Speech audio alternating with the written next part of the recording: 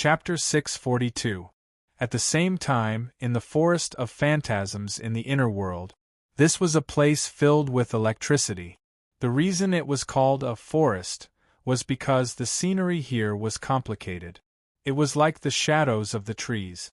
The sound waves, electromagnetism, light, and even time and space in the forest were intertwining and changing with an unpredictable pattern.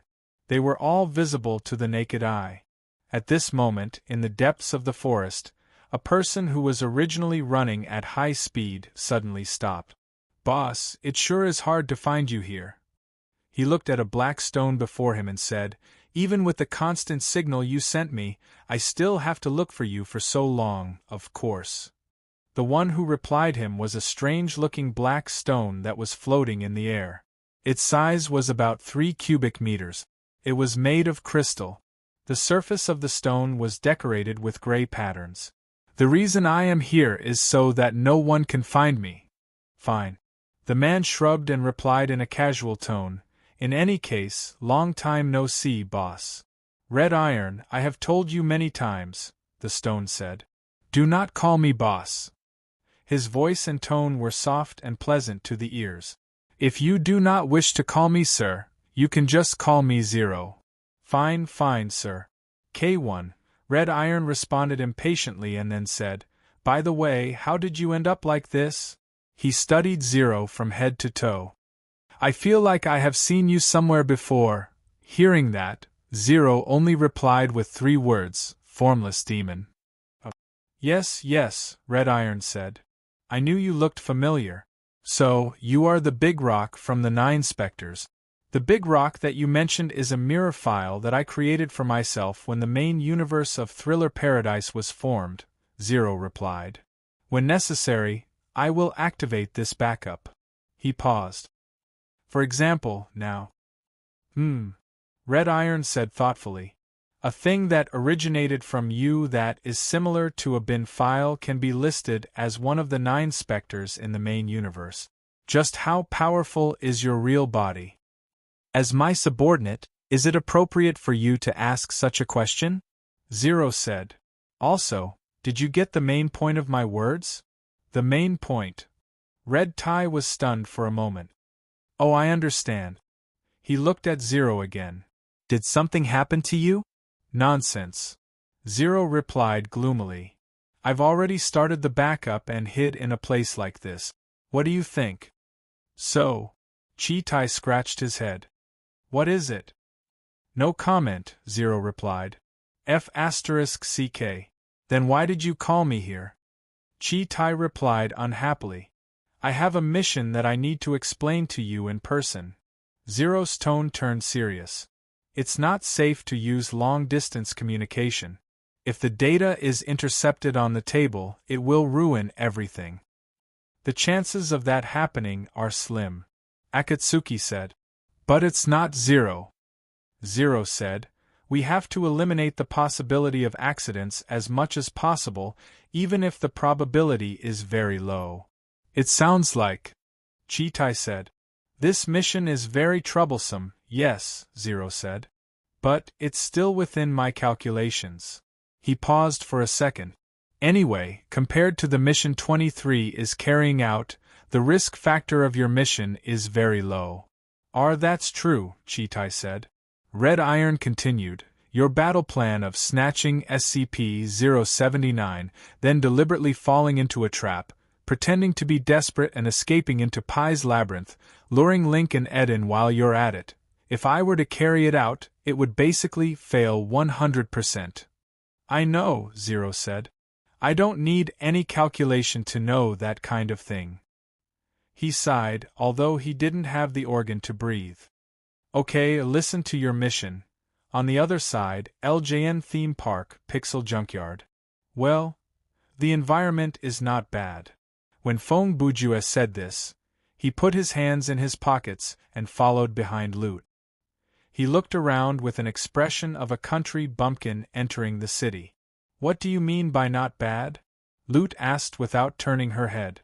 "What's so good about this kind of environment that only appears in apocalyptic movies?" "Okay, I'm just saying," Brother Ju replied.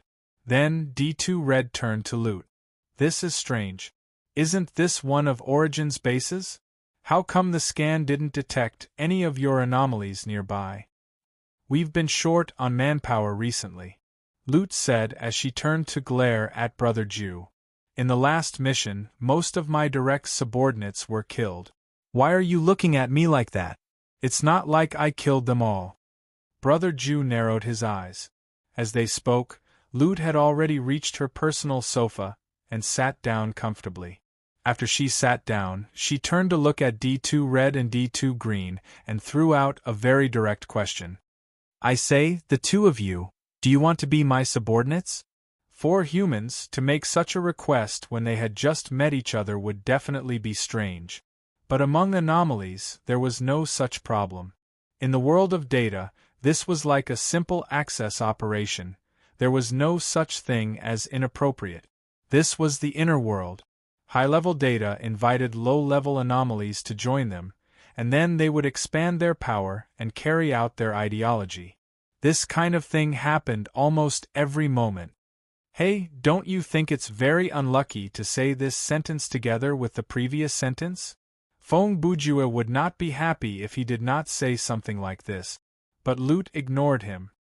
Join Origin. Red did not mind Loot's previous sentence, but her answer was, but I want to be friends with humans, so I'll pass. Listen carefully, little girl. I'm not asking you to join Origin. I'm asking you to be my subordinate. Loot changed her expression and repeated herself. Red was startled, like she did not fully understand what Loot meant. At that moment, no one would have thought that the taciturn Qing, who always had a nonchalant attitude, would suddenly interject. Say yes, Red. Red turned to look at Qing and said rather woodenly, since even Qing has said so. She turned to Loot again. Okay, we'll join you. Should I call you sir? You can call me anything you want. After saying that, Loot ignored the 2 girls. She moved her gaze to Brother Jew and said, All right, now that there are no outsiders here, we need to talk. Chapter 643. On the 19th of June, in the real world, City S. 1 week ago, Fong Bujue and Li Ruoyu visited the inner world together and successfully returned to the login lobby before dawn. No one knew where they went and what they did. That night, the 4 teammates who were in the scenario with them only saw the 2 of them mysteriously disappear from the rooftop of Ghost Power Company. After that, the scenario mysteriously ended. Since V1 War God had disappeared from the scenario, the system immediately judged that the players had completed the quest and completed the requirement to clear the scenario. For Wang Tongji, Gu Xiaoling, Tired Dream, and Tan Lang, this should have been good news because they had cleared this nightmare mode team dungeon with just 1 battle. However, the 4 of them didn't seem to be very happy after clearing the stage. Tired Dream was fine, but he was confused. Tan Lang, on the other hand, was worried. As a member of Blades, he had seen so many weird things in this scenario, so he had to write a detailed report to his superiors. Regarding Xiao Tan and Xiao Ling, they were very worried. Thankfully, there was one thing that was certain in the login lobby. Through the friend list, they could see that Fong Bujue and Passing Rain were in-game. It was because of this that Xiao Tan and Xiao Ling did not call or rush to the 2's home to check on them. The next day, Brother Bujue and Ruoyu, who returned, said that they had only activated a hidden quest and entered a new map. Nothing out of the ordinary had happened. Hearing that, Xiao Tan and Xiao Ling did not ask any more questions. Therefore, the matter was left unsettled. 1 week passed in the blink of an eye. During this period, Fong Bujue and Ruoyu had been paired up. The time they spent online had obviously increased, and their level and ability had increased significantly. Obviously, they had come to some kind of agreement, deal, or conspiracy with Ruoyu. But on the surface, they still pretended that nothing had happened, saying that they did not purposely go to level up. And this behavior, from an outsider's perspective, there was a different meaning behind it. Considering the strange conversation they had on the rooftop that night, The other three from Underworld Frontline naturally thought of that. Of course, as Feng Bujue and Ruo Yu's friends, family, and colleagues in real life, Xiao Tan, Xiao Ling, and An Yueqin very wisely chose to play dumb. Their mentality was simple: if the two weirdos wanted to have a secret date in a scary game, then let them. 1 p.m. on the 19th, in front of a coffee shop. Late, Feng Bujue said. I'm working at my family's home, I'm at home. And I have cars more than one. Huh? Feng Bujue? Suddenly, a woman's voice came from behind Brother Ju. The voice sounded familiar, but it was not the person Brother Ju was waiting for. Feng Bujue's expression changed slightly when he heard the voice. He searched in the temple of thought and remembered. The owner of the voice was his high school ex-girlfriend. Oh, it's you. Brother Ju slowly turned around and said, "Long time no see." The girl in front of him was wearing a very simple dress. She looked like a 17 or 18-year-old student, but her actual age was the same as Brother Ju's, 24. Yeah. It's been a long time, the girl continued. About 5 years? Almost, Feng Bujue replied. He deliberately pretended to be absent-minded. You seem to have grown taller? The girl said. A little. Feng Bujue did not want to say more, so he tried to be cold and brief. Haha. You're much more handsome than you were in high school, the girl said. Is that so? Feng Bujue narrowed his eyes and said casually. Actually, Brother Ju had only casually combed his hair and put on a random long-sleeve t-shirt, a random pair of jeans, and a random pair of sneakers. He had been complimented on his appearance in such a casual situation, but he did not take advantage of the opportunity to show off. That went to show how desperate he was to end this conversation. I've seen you on TV before. The girl's desire to talk didn't seem to decrease at all. It's that show called I'm a Writer, Please Criticize Me. You're so good. It's okay. Brother Ju answered calmly, but internally, he was thinking, hey, I've been eliminated, okay? How can you praise me like that? Look at this, something is not right. Could it be that this is some kind of fate that we ran into each other? Combined with the fact that he is single now, he wants to reconnect with me so that he can use me as a backup or something like that. Note: the fact that the man is currently single, Brother Ju found out through observation and deduction. For him, this level of deduction is almost instinctive. When he stands on the street and has nothing to do, he'll look at the passers-by and do some irresponsible analysis to pass the time. By the way, you haven't come to any of the class reunions for the past few years. Since we've met so coincidentally today, why don't you give me your phone number? A lot of old classmates want to contact you, but they can't. As expected, the girl said something that Brother Ju didn't want to hear. A lot of old classmates who want to contact me. Feng Bujue mumbled. Who was Brother Ju? Once he heard that, he knew that the man was just trying to find an excuse to get his phone number. Young girl, you should know when to stop talking nonsense. Feng Bujue sneered in his heart. Based on what I did in school, those who want to contact me, or rather dare to contact me, are only those people from the Feng Bujue Annihilation Planning Committee and the Avengers Alliance. Plus, we're all in our 20s now. Those kinds of Chinibu organizations should be long gone. What's wrong? Is there an inconvenience? The girl saw that Feng Bujue still hadn't picked up the phone, so she looked confused. Oh no. I can't think of an excuse. Brother Ju thought. He was sweating. He really didn't want to have anything to do with his ex-girlfriend, and he didn't want to contact his old classmates who weren't his friends. Feng Bujue didn't use social media and rarely disclosed his personal information. He wanted to keep his social circle small.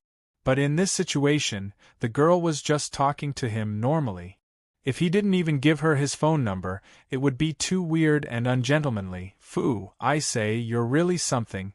Just as Brother Ju was at his wit's end and was about to give in, another voice rang out. Feng Bujue turned around and saw Ruoyu. She was still dressed in the same way, black t-shirt, jeans, and her medium-length hair casually draped over her shoulders. But Ruoyu was actually smoking right now. Brother Ju saw this scene and froze on the spot, speechless. I went to buy a pack of cigarettes and another one popped up, right? Ruoyu's tone was like that of a female hooligan. She crossed her left hand in front of her chest and held the cigarette in her right hand. She stared at Feng Bujue unhappily and said, "Tell me, how long have you been hiding this?" Brother Ju still didn't know how to respond. "You're not going to tell me?" "You don't have to, you're not telling the truth anyway," Ruoyu quickly added, then tilted her head and glanced at Brother Ju's ex-girlfriend. "Girl, let me give you a piece of advice. It's fine if you're just being tricked, but you have to take care of your money. Don't get sold without even knowing it. Also, if this bastard takes you to get an abortion, you have to insist on going to a proper hospital. Last time he took someone to an illegal clinic."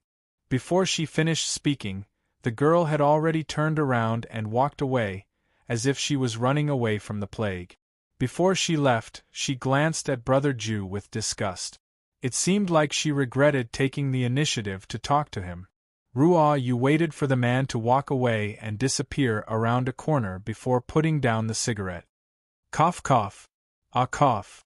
She covered her mouth and coughed violently several times. It took her more than 10 seconds to catch her breath. Phew. Smoking is so suffocating. Hey! Brother Ju was shocked. He stared at Ruoyu and asked, "What's going on?"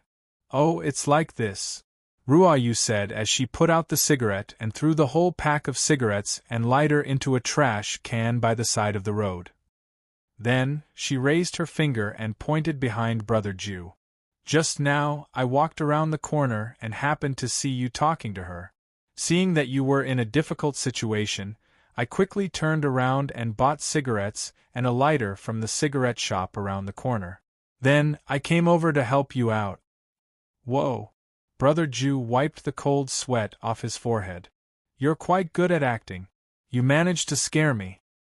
"Same here," Ruoyu said as she turned around. "Thank you so much this time." Brother Ju said, "I owe you one." "It's okay," Ruoyu said. "If I wasn't late, we would already be sitting in the shop, and this wouldn't have happened." In fact, she was also quite depressed.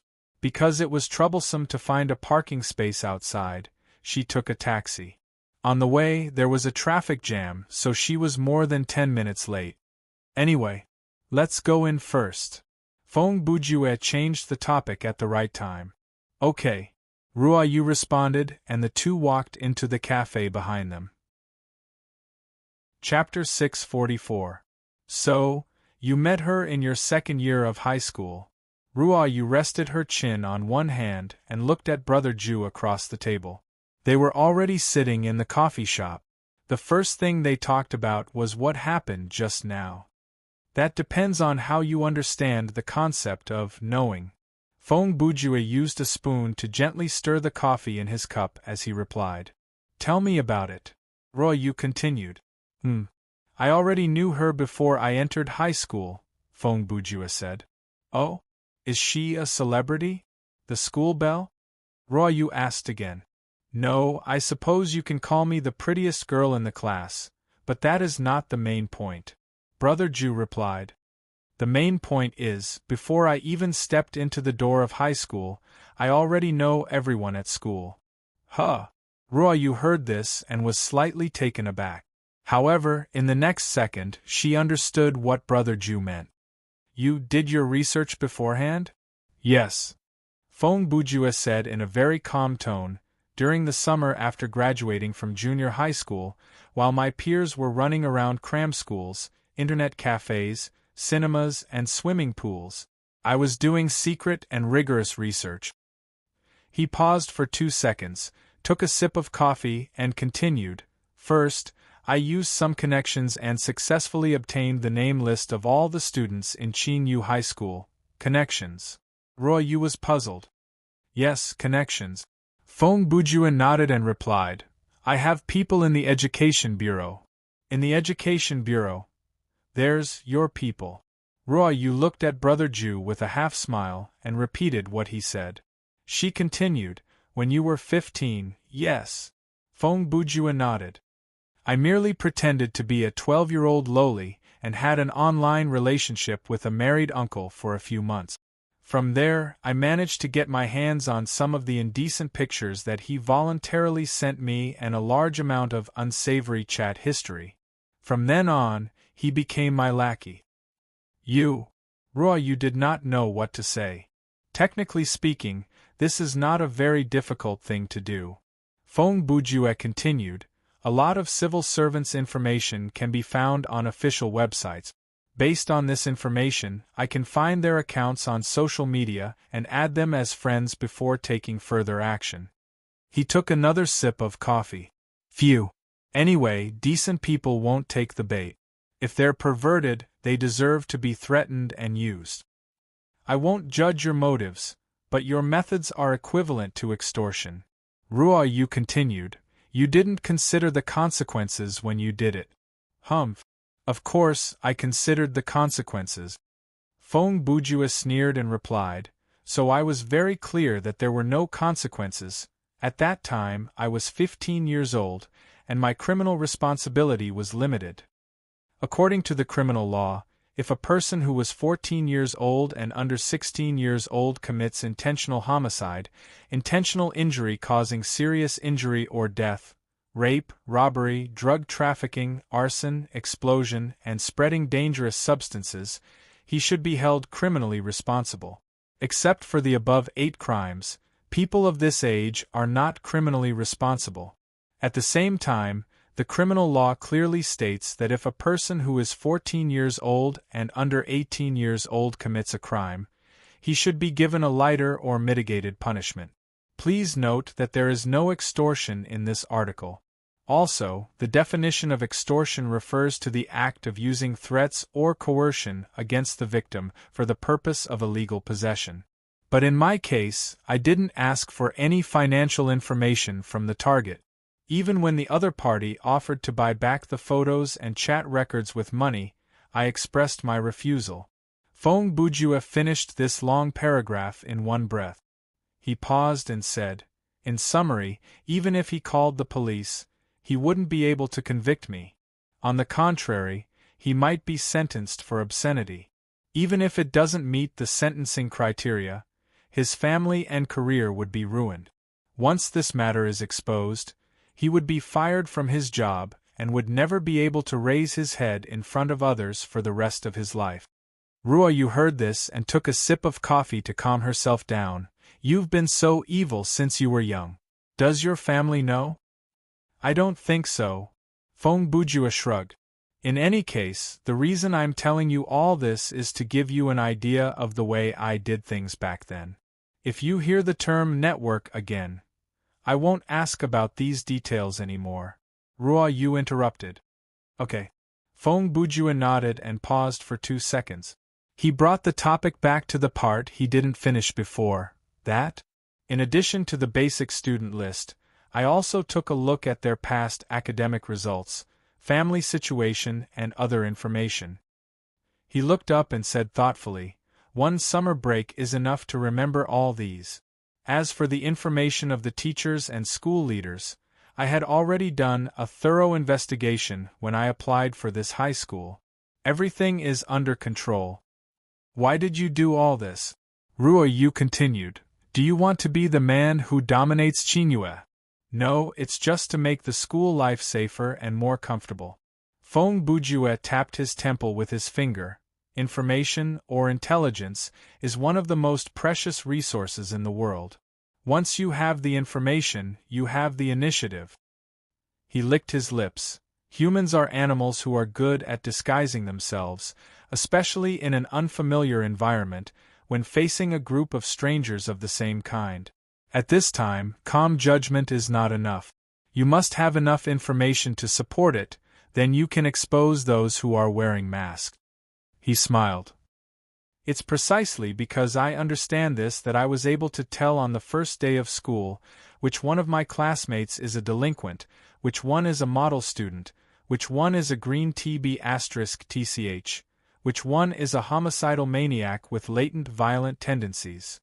Did anyone see that you are a high IQ antisocial lunatic? Ruo Yu narrowed her eyes. Yes. Feng Bujue said, but that was a year later, when the Feng Bujue Annihilation Plan Committee and the Avengers were established.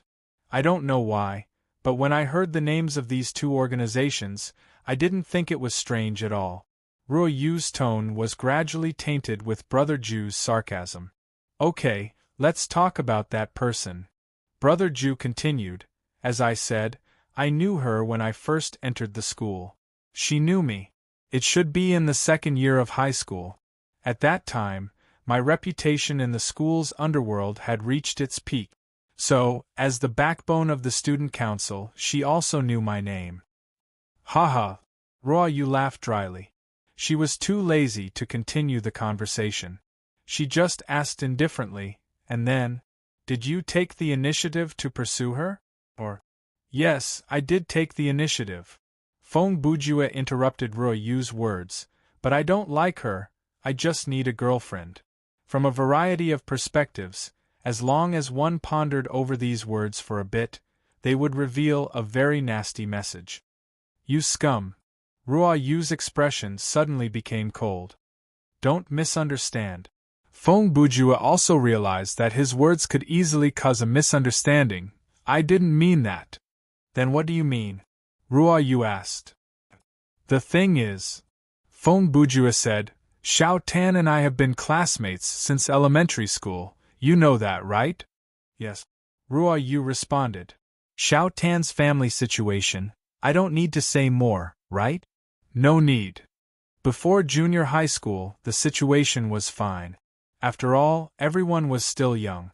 Feng Bujue continued, but in the second and third years of junior high school, trouble came. In class, in school, and even outside of school.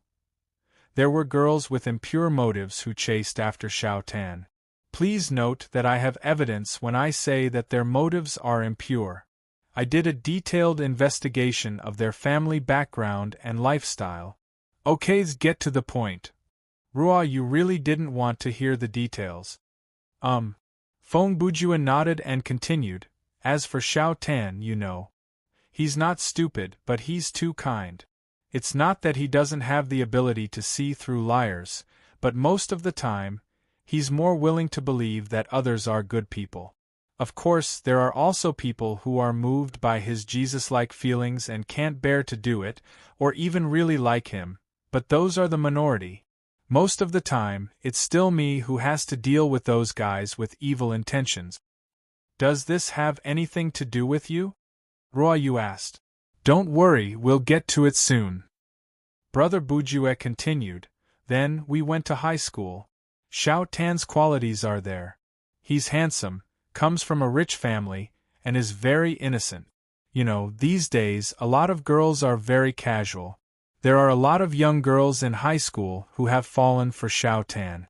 If I were to record all of these girls' attacks on Xiao Tan, I'd probably be able to write a school action sci-fi romance thriller suspense novel. Then you were provoked and pushed down the prettiest girl next door? Ruo Yu asked again. Why do you like to interrupt so much? Feng Bujue said, listen to me, okay. Ruo Yu unhappily took a sip of coffee. Fortunately, I was watching over Xiao Tan. Feng Bujue continued, in the first year of high school, besides pacifying the first-year delinquents, developing a spy in the student council, transforming the utility room next to the principal's office into a club activity room for the reasoning department, and forcing the people in the education department to hang themselves. I didn't forget to take care of my childhood friend. If you're so busy, then forget about it. Ruo Yu finally couldn't help but complain again. Under my secret protection, he avoided syphilis 3 times, badgers 6 times, and became a father 15 times. Brother Bujue continued. Ruo Yu broke out in cold sweat. You really worked hard. It's okay, I don't have many friends, so this is what I should do. Feng Bujue finished the rest of the coffee in his cup and continued, however, because of this, I made a lot of enemies. When I was in my second year of high school, Those be asterisk cheese. Brother Bujua cursed here, please understand the original English. Came up with a plan to spread the rumor that I was gay in school. Pft. Rua Yu spat out the coffee in her mouth. She quickly covered her mouth with a tissue so that she didn't lose her composure. Actually, when she heard this, the misunderstanding was already resolved, and Rua Yu's expression relaxed a lot. You're too naive. Fong Bujua raised his eyebrows. I've already prepared a countermeasure for this kind of despicable means. The day the rumor appeared, I pulled out my girlfriend candidate list. Hey! Rua Yu's eyes widened and she softly shouted, "What is that thing?" "It's just a list that I categorized out of boredom when I was doing my research." Fong Bujua replied calmly, "I also have a friend candidate list, henchman candidate list, classmates to kill if necessary, gay friend candidate list if I find out I'm gay, and so on." He paused. "Oh right, I also have a name list called, in case I have to give birth to a child with my girlfriend. It records the names of each of their sons and daughters." Splash. Ryu splashed the remaining half of the coffee in her cup onto Brother Bujua's face. "Although I know that your behavior is purely the behavior of a weirdo," Rainey said as she put down her cup. "But objectively speaking, I think you deserve to be splashed by someone." Brother Ju was not offended by that. He used his hand to wipe his face and then picked up the napkin on the table to slowly wipe his face. "To put it simply, I went through the list and picked out the most suitable one." He continued like nothing had happened. "The next day, I went to find her directly and asked her if she was willing to date me, and that was how it worked." "Hey!" Ryu turned her head and squinted at Brother Bujua. "I thought she was quite good. Why did she agree to be with you? At first glance, I'm not bad, right?" Fong Bujua said as he wiped his face. "But after getting to know me better, 90 out of 100 people would be scared away. As for the remaining few, they might become my friends." "Then, how did you break up?" Ryu asked again. "Was it because of your studies in the 3rd year of high school? Or after graduation, it was natural? There's nothing to break up about. We weren't really together in the first place." Fong Bujua replied, "In the first few weeks, I went to the movies with her a few times. Half a month's worth of food expenses disappeared in an instant in a dark theater, which made me very depressed. After the rumors died down, I stopped talking to her." As he spoke, he opened another pack of napkins. "If we're talking about the official breakup, it should have been half a year later. She couldn't stand my indifferent attitude and wanted me to make it clear, so I said, 'I love you.' A man will only say it once in his life. When you're about to die, I'll say it. Then, there's nothing after that, right?" Rainey continued. "Yes, and then." Brother Bujua spread his hands and smiled. "Ha! Rua, you let out a sigh of relief. What a sad story." Chapter 645. "I can't see any sadness on your face," Fong Bujua said. "I can only see coffee stains that haven't been wiped clean on your face," Ryu said as she reached out to use the tissue to wipe Brother Ju's left cheek. "Oh, thank you," Fong Bujua replied without moving his head. "Don't misunderstand," Ryu said expressionlessly. "I just realized that after I splashed you with coffee, a lot of people were looking at us. So, I'm putting on an act to make it easier for you to get off the stage." "You're overthinking it." Fong Bujua smiled and said, "Actually, a lot of people have been looking at us since we entered this shop. It's all because of your looks. It has nothing to do with you splashing coffee on me." "I'm sorry for looking like this," Ryu said as she retracted her hand. "It's not just about your looks, but also your body." Fong Bujua smiled jokingly as he looked down. "Is it fun to stare at me through my clothes every day?" Ryu stared at Brother Ju. "It's fun," Fong Bujua joked, "but, judging from your tone, do you have a more interesting idea?" "Yes," Ryu replied, "poking your eyes out, chemical castration, and so on, they're all good ideas." Fong Bujua heard this and his smile deepened. "Ha! Did you notice that your tone is very similar to mine? What a joke, why would I? At this point, Ruoyu's expression froze because she suddenly realized that the tone of her sentence sounded very much like Brother Ju's. See? Feng Bujue shrugged and said, I noticed it a few days ago in the script. In the past, when you argued with me, although your words were sharp, your tone was slightly lacking. But now you are really sharp-tongued and aggressive. He leaned back. Also, you only do this when you're talking to me or when we're alone. Before he finished speaking, Ruoyu fell into silence. A full minute later, waiter! Ruoyu suddenly turned her head and called the nearest waiter. The waiter was a young man in his early 20s. He had long noticed the two lunatics at the table. One had a smile on his face, while the other had a cold expression. They were chatting and splashing coffee on each other. After splashing coffee on each other, their expressions remained the same, and they were chatting and laughing as if nothing had happened. What do you need? The young man quickly walked over and asked formally. However, Ruoyu rather rudely interrupted him. Please give me 2 more cups of the same coffee, thank you. She spoke very quickly and sounded slightly annoyed. Okay. After the waiter responded, he took away the 2 cups and left as quickly as possible. Ha ha! Brother Ju glanced at the young man who was scared away and then turned to Ruoyu. He smiled and said, It looks like someone is angry from embarrassment. I can't argue with that, Ruoyu whispered. It's a bit depressing.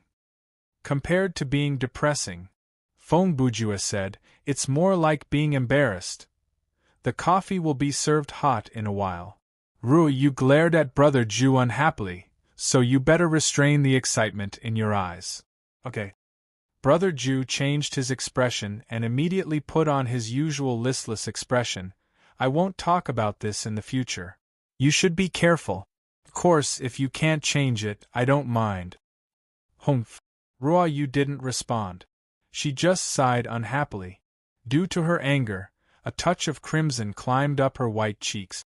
In the real world, this was the first time Brother Ju saw such a scene. To be fair, Li Ruoyu's appearance, whether in the eyes of lovers, enemies, or even in the eyes of a eunuch, was undeniably beautiful. Phew! After another moment of silence, Ruoyu seemed to have made up her mind about something. She took a deep breath and then said in a deep voice, After dinner today, don't leave yet. Come home with me. Regardless of Feng Bujue's reaction, when Ruoyu said this, the waiter just happened to bring coffee to their table. This is your coffee. The waiter's expression and movements were obviously stiff. He quickly put down 2 cups of fresh coffee and then disappeared like a wisp of smoke, as if he had heard something he shouldn't have. Go home with you? Feng Bujue pretended to be calm as he replied. As he spoke, he pretended to be very relaxed. He reached out and took a cup of coffee in front of him, but his slightly trembling hands made a high-frequency clinking sound between the bottom of the cup and the plate, instantly revealing his inner turmoil. There's something I want to give you. Ruoyu had completely regained her composure. Brother Ju held the coffee and didn't move for a long time. Your parents don't mind, right? What does it have to do with them? Ruoyu replied. Besides, my room is on a different floor from theirs. If you quietly follow me up, they might not even know that you've been here. Something that can only be seen in your room. Brother Ju's cold sweat started to drip down his face. Yes. Ruoyu responded very calmly. Feng Bujue heard this and froze for 10 seconds. Then, he used his trembling hands to feed himself a mouthful of coffee. Can I ask, what is it? Ruoyu's eyes flashed with something. Here. Her cold voice flashed with a hint of shyness. It's not very convenient, hey? Feng Bujue roared in his heart. What kind of development is this? It doesn't seem like an act. From the moment you were teased by me to the moment you said, come home with me, what kind of psychological activity did you experience? On the other hand, Ruoyu was still talking. Well, strictly speaking, it's yours. I've been keeping it for you for many years. I think it's time to give it to you. Feng Bujue spat out a mouthful of coffee. Fortunately, he didn't spray it on Ruo Yu's face. Instead, he sprayed it on the floor beside him. Chapter 646. June 20th, 2000. 5 a.m. Feng Bujue logged into the game in sleeping mode. Huh? What did you say? Where is the continuation of the previous chapter? Oh, about that. The events from the afternoon to the night of June 19th will be discussed in the future, so I won't mention it here. Let's focus back on the game. By the way, Feng Bujue. Alright, that's enough. Put down your middle finger, adjust your expression, and focus on your book. Back to the main topic. After Feng Bujue entered the login lobby, the first thing he did was to clear his mail. Recently, the number of strange and inexplicable harassing emails he received every day had basically stabilized in the range of 20 to 30. It seemed that this situation would not change in the short term. Feng Bujue was comforted by this. Other than that, it was worth mentioning that many new names had been added to his friend list. This was something that could not be helped. In this game where one entered the scenario based on random cues, expanding one's social circle was unavoidable. For example, Feng Bujue knew Long Aomin and 7 kills. Therefore, when he played with these two, there was a high chance that he would run into other members of Blade Runner. Since they were in the same scenario, they would add each other as friends out of politeness, and Brother Ju naturally would not reject them. Using this as an example, Brother Ju also knew Blade Runner, Su Huaishang, Meng Jingchan, Shiva, Hong Hu, and so on. Even though some of these people had not been added as friends by Brother Ju, they could still contact Feng Bujue through various channels. After all, the circle of top players was only so big. There were only about 50 of them, and they could easily find you. Therefore, Feng Bujue's friend list grew just like that. Without realizing it, there were more and more IDs in his social circle, and almost all of them were top players. Of course, there were people like Atobi mixed in as well. Who would have thought that a strange player with a social disorder would become the player with the most connections in Thriller Paradise? He knew a bunch of superstars, the leaders of the 2 anomaly organizations, and various high-level existences in the main universe. It was not clear whether he was friend or foe, but to be able to reach this level, he was indeed quite capable. I've been too busy increasing my power recently, so I haven't had the time to enjoy myself. After dealing with the mail, Feng Bujue stretched lazily before the screen and mumbled, I should enjoy myself while I can. Brother Ju's meeting with his teammates was at 1 a.m. He logged in 55 minutes earlier because he wanted to queue for a solo dungeon. It had to be said, humans were very contradictory creatures. When they were young, they wished they were. They were grown. When they were studying, they wished they were studying. When they were single, they wished they were married. When they were married, they wished they were single again. On this point, even Feng Bujue was not an exception. His current situation was, when he wanted to play a solo nightmare dungeon, he wished he could play a normal team dungeon, but after doing so many normal team dungeons, he realized that the solo nightmare dungeon was more fun. My baseball fist is about to reach level 4. Feng Bujue operated on the screen while thinking about what he could do in the scenario. I still need 2 more cards to complete the puzzle of the 12 Zodiac Temples. Listening to his rambling, the information gained was limited, so it was better for us to take a look at Brother Ju's new status. Title: Hate Collector. Title ability: Furnace of Hatred EXP 1297355046000000. Skill points: 248. Game coins: 1380100. Mastery: General ability A, Workmanship B, Sleuthing C, Fighting A, Marksmanship C, Medic D, Sorcery B, Summoning B. Inventory: 1320 SCP 500 120. Composite Anti-Gravity Gun, Bell of Jean Gang, Life Points Recovery Potion, M. X5 Endless Grenade Magazine, WJQ 308 Military Shovel, Indestructible Type, Dammit Shroom X1, Trickery Pocket Watch, Blade of Must Break, Chuck. Norris's Razor, Oxygen Pipe, Bane's Blood X2, Sizzling Bear Equipment.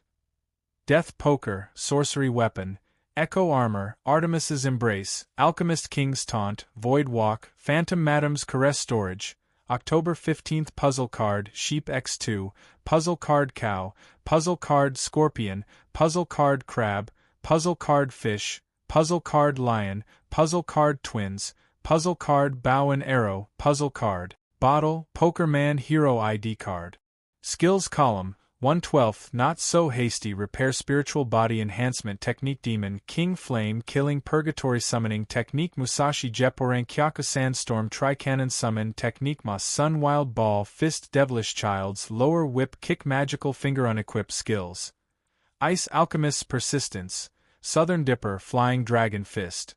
So in conclusion, after this week, Brother Jew's character attributes had the following changes. He had reached level 46. He had spent 1 million game coins to expand his inventory to 20 slot.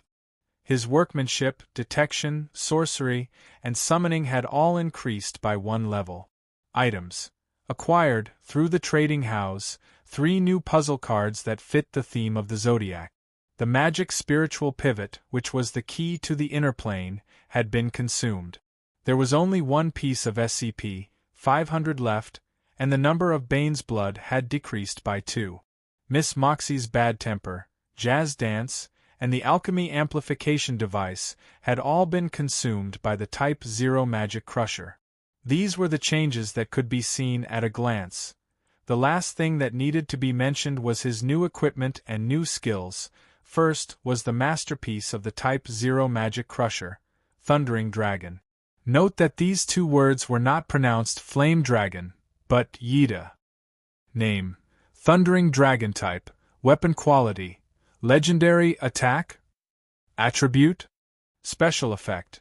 Depending on what is loaded, it will fire a magic cannon. Equip Requirement: Level 45, Marksmanship B or Workmanship Birimark. It is said that this slingshot was created by a god. For some reason, he carved these words on the slingshot. Hey, your thundering dragon. No, it's your thundering dragon.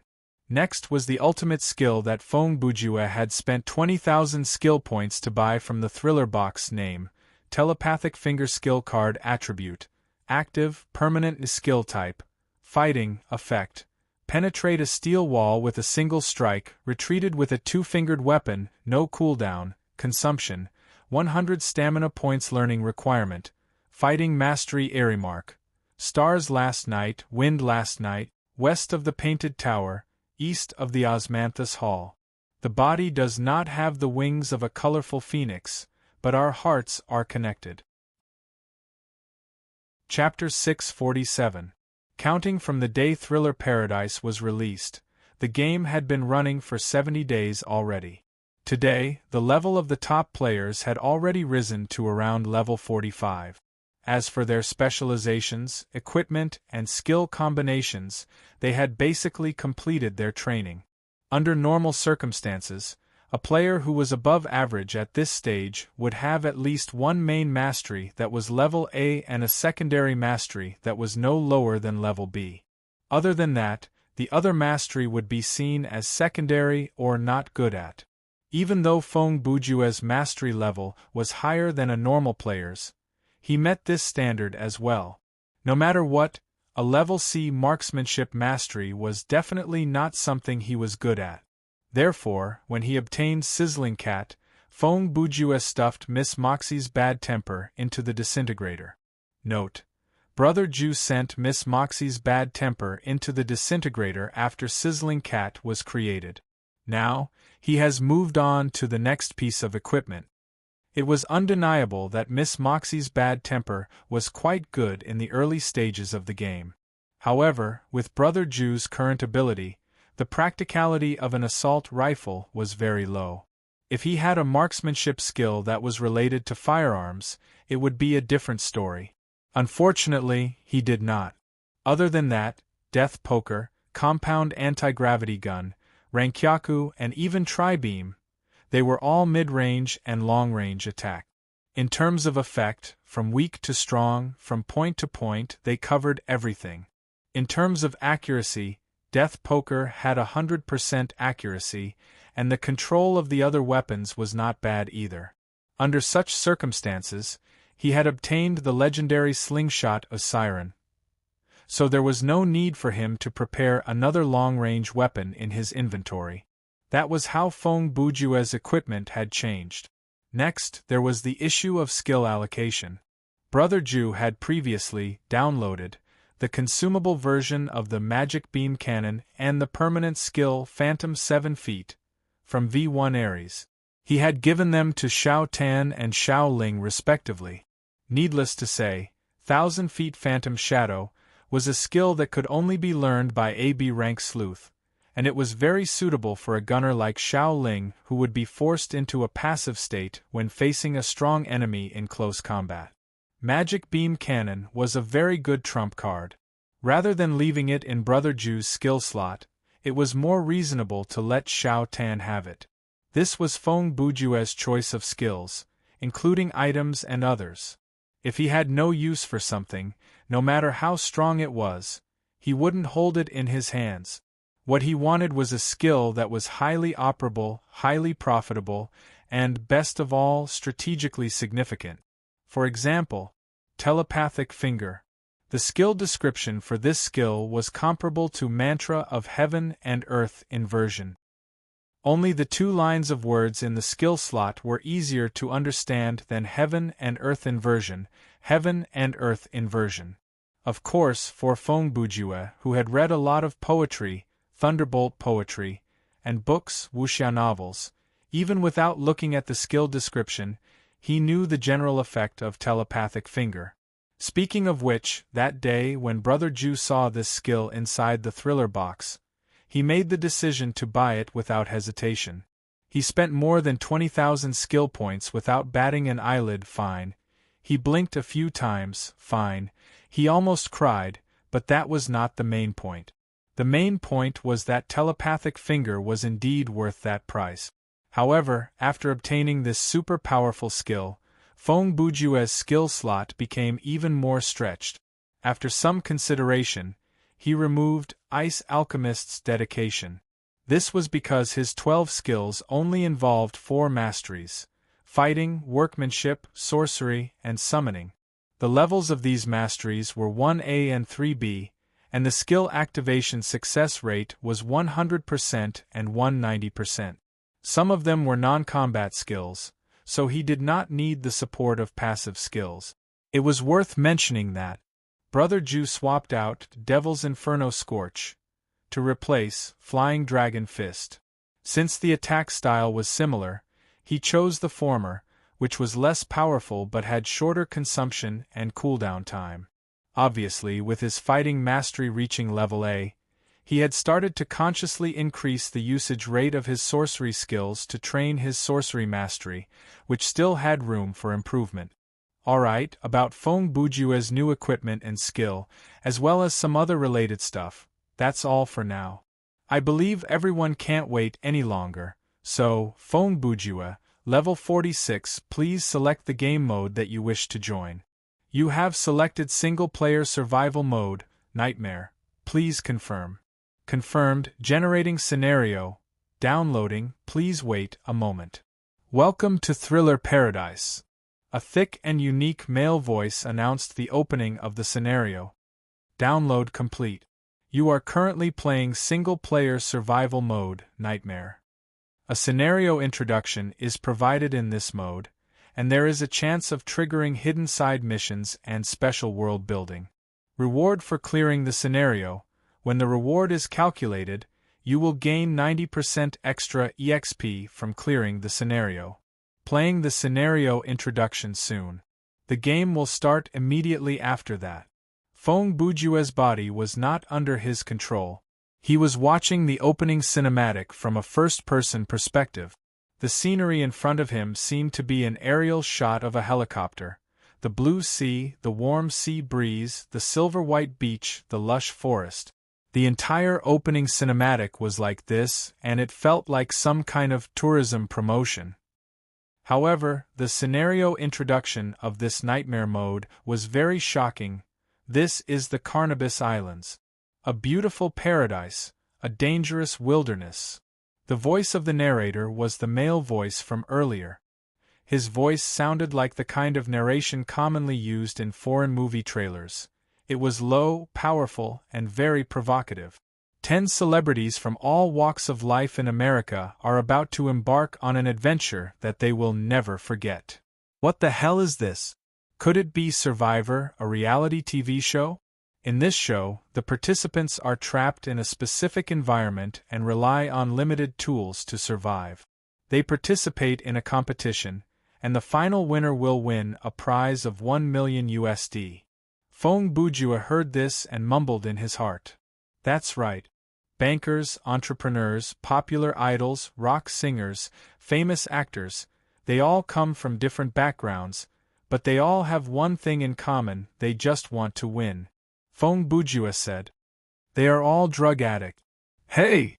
In the next 3 days, they will have to face the harsh challenge of their environment and their opponents at the same time. You'd better adjust your attitude before the challenge of life. Hey! Only by conquering the environment can you get closer to your goal. Only by conquering your opponents can you surpass yourself. Compared to those, how about overcoming your drug addiction first? The program team has set up a small number of extremely hidden marijuana stashes on the island. Why would they set up something like that? Is this show run by a drug lord? The cost is quite high. With that in mind, Brother Jew suddenly realized something. Wait, what is the name of this island again? Carnabas, the same pronunciation as cannabis. How to find these stashes will be the key to victory. Use that as a stamina point supplement. The contestants must forget the comfortable life they are used to and quickly adapt to this wilderness, or else they will be eliminated. The eliminated contestants will face 6 months of forced drug rehabilitation and labor detention. What the F***ck is labor detention in America? This sentence seems a bit too harsh.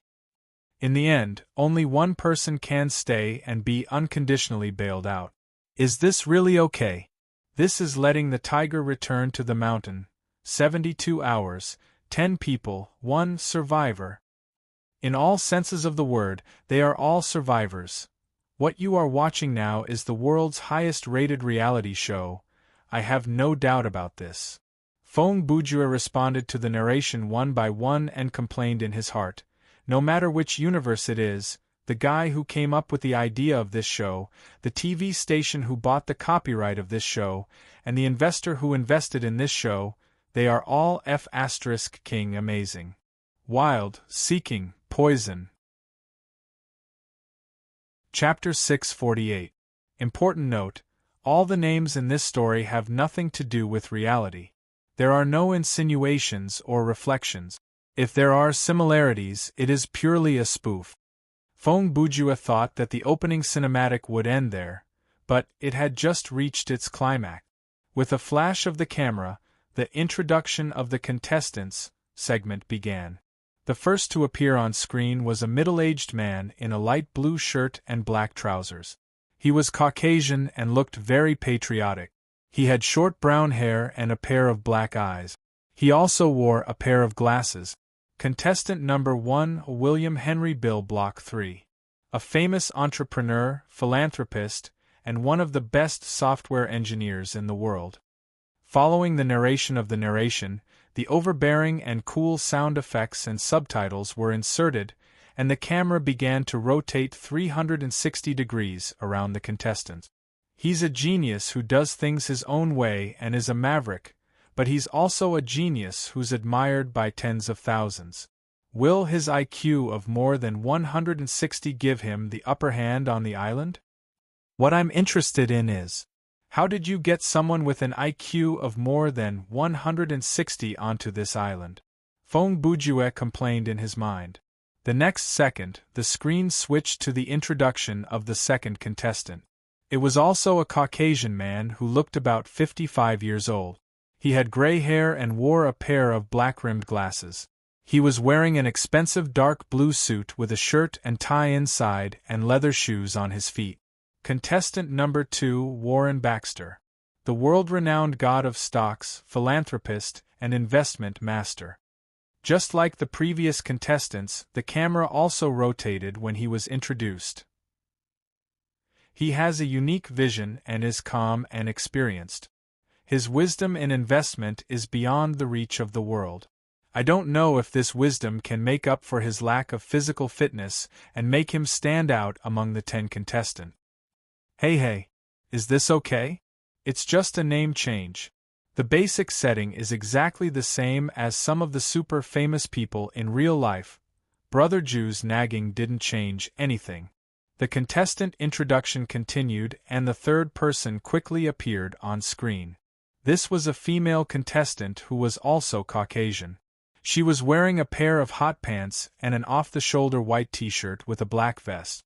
Her facial features were sharp, her figure was sexy, and she had shoulder-length chestnut hair. Contestant number 3, Lindsay Arhut. Hollywood's queen of hot topics, movie, television, and singing star. She became famous at a young age, and her life experience far exceeded that of her peers. She once dominated the film industry and led the fashion trend. She also had a lot of negative news and became a controversial figure. Her sexiness and personality made her the focus of the audience. The viewers sure are vulgar. Brother Jew thought to himself. Speaking of which, the viewers who would watch a reality show like Man Seeking Poison, what kind of group are they? Contestant number 4, Justin Bieber. Singer, actress, internet celebrity. The fourth contestant was a Caucasian young man who looked to be less than 20 years old. His face was feminine like a woman's, and his dark blonde hair was curled upwards. His brown eyes revealed an innocent look. He wore a white cotton vest that revealed some tattoos. He wore a pair of hip-hop style trousers that were pulled low. On his feet was a pair of white sneakers. He is a teen idol who has quickly become popular in recent years. He is praised by his fans as an artist who is handsome, has a clear and beautiful voice, has a talent for music and acting, and is overflowing with talent. Without a doubt, his high popularity and age advantage will be his most powerful weapons. Haha, as Fong Bujua laughed in his heart, the fifth contestant came into his sight. It was a balding middle-aged Caucasian man with a big belly. His eyebrows revealed a decisive temperament, and his slightly protruding chin was very distinctive. His attire was a full tuxedo. Contestant number 5, Baron Solomon Scretchit. He is a member of the world-famous financial family, the Scretchit family. He is an outstanding banker and financial scientist. Hey, what does Baron mean? He is AF * King Dead Man. Not to mention, he is not a contemporary, and his nationality doesn't match either. He has outstanding diplomatic skills. He speaks with exquisite words and is skillful in flattery. A banker who dealt with Solomon once said, "No one left him without feeling refreshed." This talent may also become the key to his victory. I have serious doubts about this. Fong Bujua said, in a game where only one winner can be born, the relationship between people is nothing more than temporary mutual benefit. As long as both parties understand this, even if they don't have any diplomatic skills, they can still reach an agreement with one or more people. As Brother Bujua thought about this, the screen cut to the sixth contestant. Finally, there was a black man. He was also dressed in a suit and tie, and he had a buzz cut. Judging from his face, he was about 50 years old. He was not handsome, and his skin color was not pure African.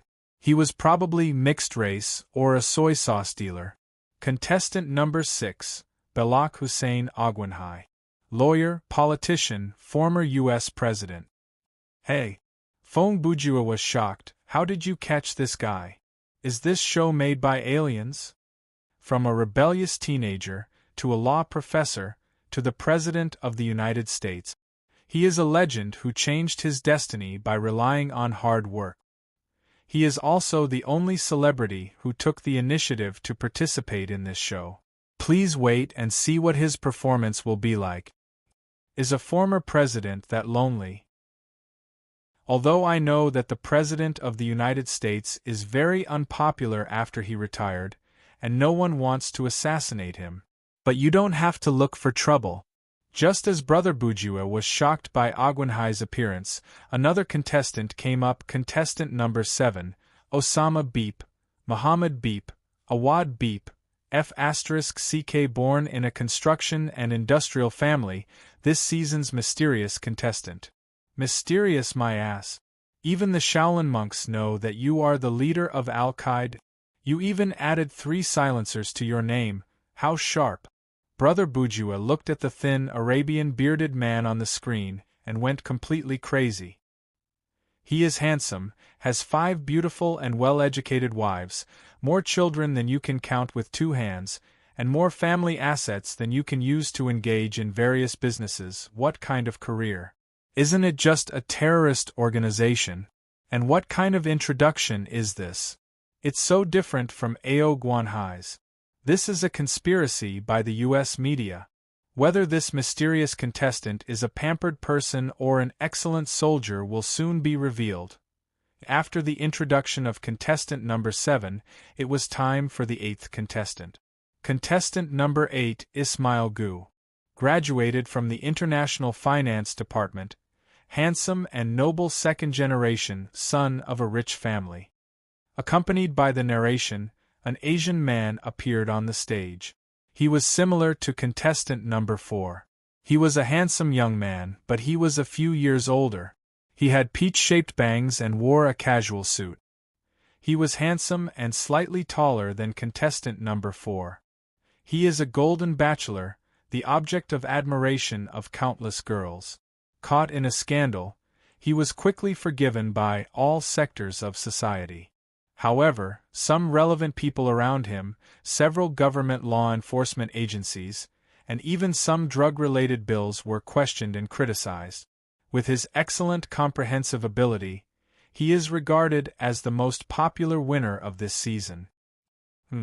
Compared to the average person, he is undoubtedly a winner with a fulfilling life. Fong Bujua read. But coming on the stage right after number 7, he feels like an ordinary young man. Contestant number 9, Stephen Carbon. An award-winning U.S. best-selling author. He has written scripts, written columns, worked as a film director, producer, and actor. Number 9 was also a white man who looked to be in his 40s. He looked as patriotic as Bill Geiger. He wore a long-sleeved t-shirt and suit pants. As one of the most influential writers of this generation, he is known as the master of horror. Obviously, he is no stranger to thrilling things. The balance of intelligence and physique gives him considerable competitiveness in the game. Carbon, is it? If Fong Bujue could control his body, his expression would be twitching like a dead fish. Can you be any more worthless? Contestant number 10, John Winston Abscess. Rock star, the soul of the band Splinter, poet, social activist, and anti-war. The last contestant entered the stage. He was also Caucasian and looked to be in his 30s. He had light brown eyes and brown hair. He had a messy hairstyle and a large beard. He wore a vintage suit. Like many artists, Abscess has embarked on the path of drug abuse and does not care about it. He has created many legends in the music industry.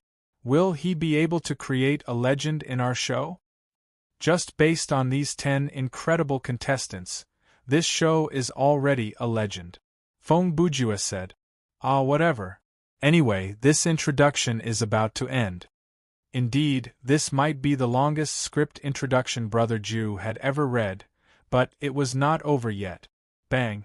With a burst of fire, the coolest scene in the opening cinematic appeared. A muscular man in a wilderness survival suit appeared in the middle of the screen. The narrator then said, "And I, Bell Eat You Clam Moss, will be the referee and host of this competition. I will supervise and guide the contestants to complete the challenge and lead them to victory." Are you sure you don't treat these 10 people as prey? Now, everyone, please follow my footsteps and enter this ultimate game that will last for 3 days, seeking poison in the wilderness. Chapter 649. That was the end of the introduction. At that moment, the scenery before Feng Bujue changed, and at the same time, he regained control of his body. What the hell? When Brother Ju regained consciousness, he felt uncomfortable because his whole body was buried in the sand, and only his head was poking out of the sand. Random loading has been completed. You are playing the role of number 9, Stephen Carbon. The system announcement came at the right time. Even if I'm Carbon, there's no need to bury me, right? Feng Bujue complained, but he did not forget to exert his strength to crawl out from the sand. But, important hint, your equipment, inventory, skill bar, and sorcery weapon have been locked. Your basic physical fitness will mimic Stephen Carbon's standard. Another limitation. Fine. In any case, when I chose the solo nightmare, I was already prepared for this. Feng Bujue gave up struggling because he knew it was a waste of energy. Look on the bright side. At least the character I'm playing is not bad physically. Obviously, when Brother Ju was watching the introduction, he had already considered the question of role-playing. He knew that the system would not allow a male player to use the body of a female celebrity, Luohan, and it would not allow him to play the role of the judge and host, Clamwells. Therefore, he had to be one of the remaining 9. Now that he had been randomly selected as Stephen Carbon, it was good news. From the introductory cinematic, Stephen Carbon was around 40 years old. He was of average build, and did not have any obvious disabilities. He had a good physique, important hint too. In this scenario, stamina points will be depleted due to hunger, thirst, fatigue, and pain. Similar to the situation at Devil's Maw Island, I'll need to find a way to alleviate it. Feng Bujue said after hearing that. In any case, the most important thing now is to get out of this place. Even so, Brother Ju really had no other choice. With his current physical fitness, it was impossible for him to escape on his own without the aid of items or skills. Hey, Stephen, it seems like you've run into some trouble. Suddenly, a voice sounded. The voice came from behind Feng Bujue. As Brother Ju couldn't turn his head around, he could only turn his face slightly and look at the other party from the corner of his eyes. Bell. Brother Ju did not see the person clearly, but based on the figure and voice, he was sure that it was Clamwells. Yes, it's me. As Clamwells spoke, he went around to Brother Ju and squatted down to face him. Buddy, the feeling of sunbathing isn't bad, right? Not so good. Feng Bujue's acting skills came online. He put on an expression that was between nervousness and seriousness, and said what a normal person would say. I think I'll be dehydrated soon if this goes on. That's right, the sand on the beach, Clamwells replied as he grabbed a handful of sand in front of Brother Ju. It's exposed to the sun every day, so the temperature is very high. In severe cases it may burn the skin. When he said this, he didn't look at Brother Ju at all. Instead, he looked at the camera lens that was following closely behind him. The level of technology in this universe seemed to be very high. At this time, the camera that was filming Brother Ju and Clamwells was not carried by anyone. Instead, it was in a hovering state. It was similar to the technology used by the Bruce and his gang in the script of I, the Clown. Why the hell are you trying to explain to the audience at a time like this? Feng Bujue said in his mind. Brother Ju also saw the hovering machine, but he didn't show any surprise. It wasn't strange for such a thing to appear in the game world.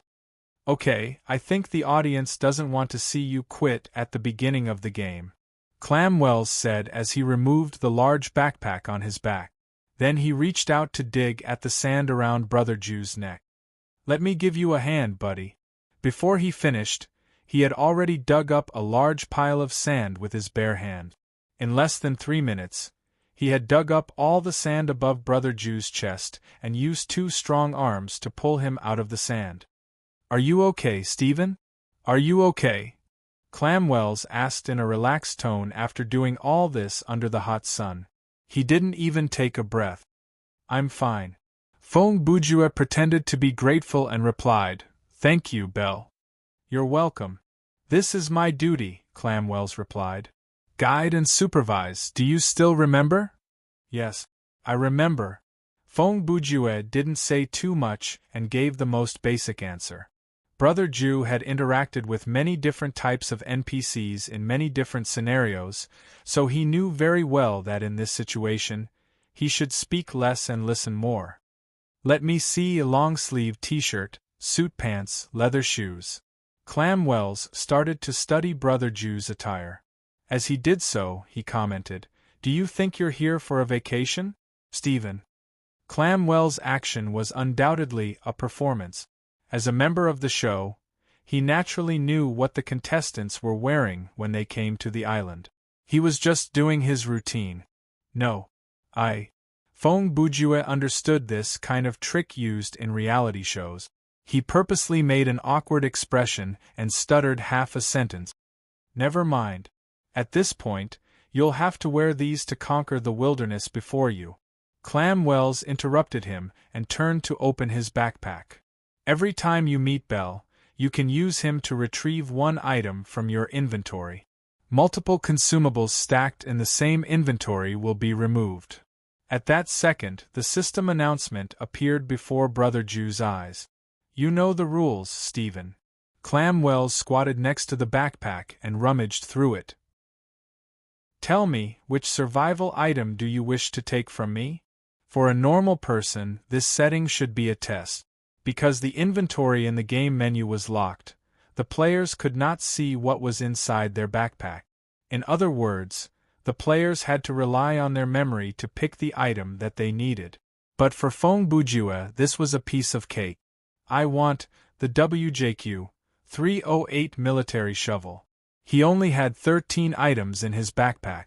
Even if there were 23 or 33 items, he could give the answer immediately. "Oh, that's a very good choice. If it were me, I would choose that as well." Clamwells quickly took the shovel out from the backpack and passed it to Brother Ju. Then, he lowered his head to look at his watch. "It's now the first day. It's 12:10 a.m. The competition has been going on for 10 minutes. He paused and glanced at the camera. "Stephen, are you ready to hear your first hint?" Chapter 650. "Yes, I'm ready," Fong Bujue replied with a straight face. "Okay, listen up. The first hint for you is..." Clamwells continued. "You have the right to remain silent." Before he could finish, the system notification popped up. "Main mission has been triggered." At the same time, the contents of the main mission appeared in the mission panel and there were 2 of them. Survive on Carnabis Island for 72 hours.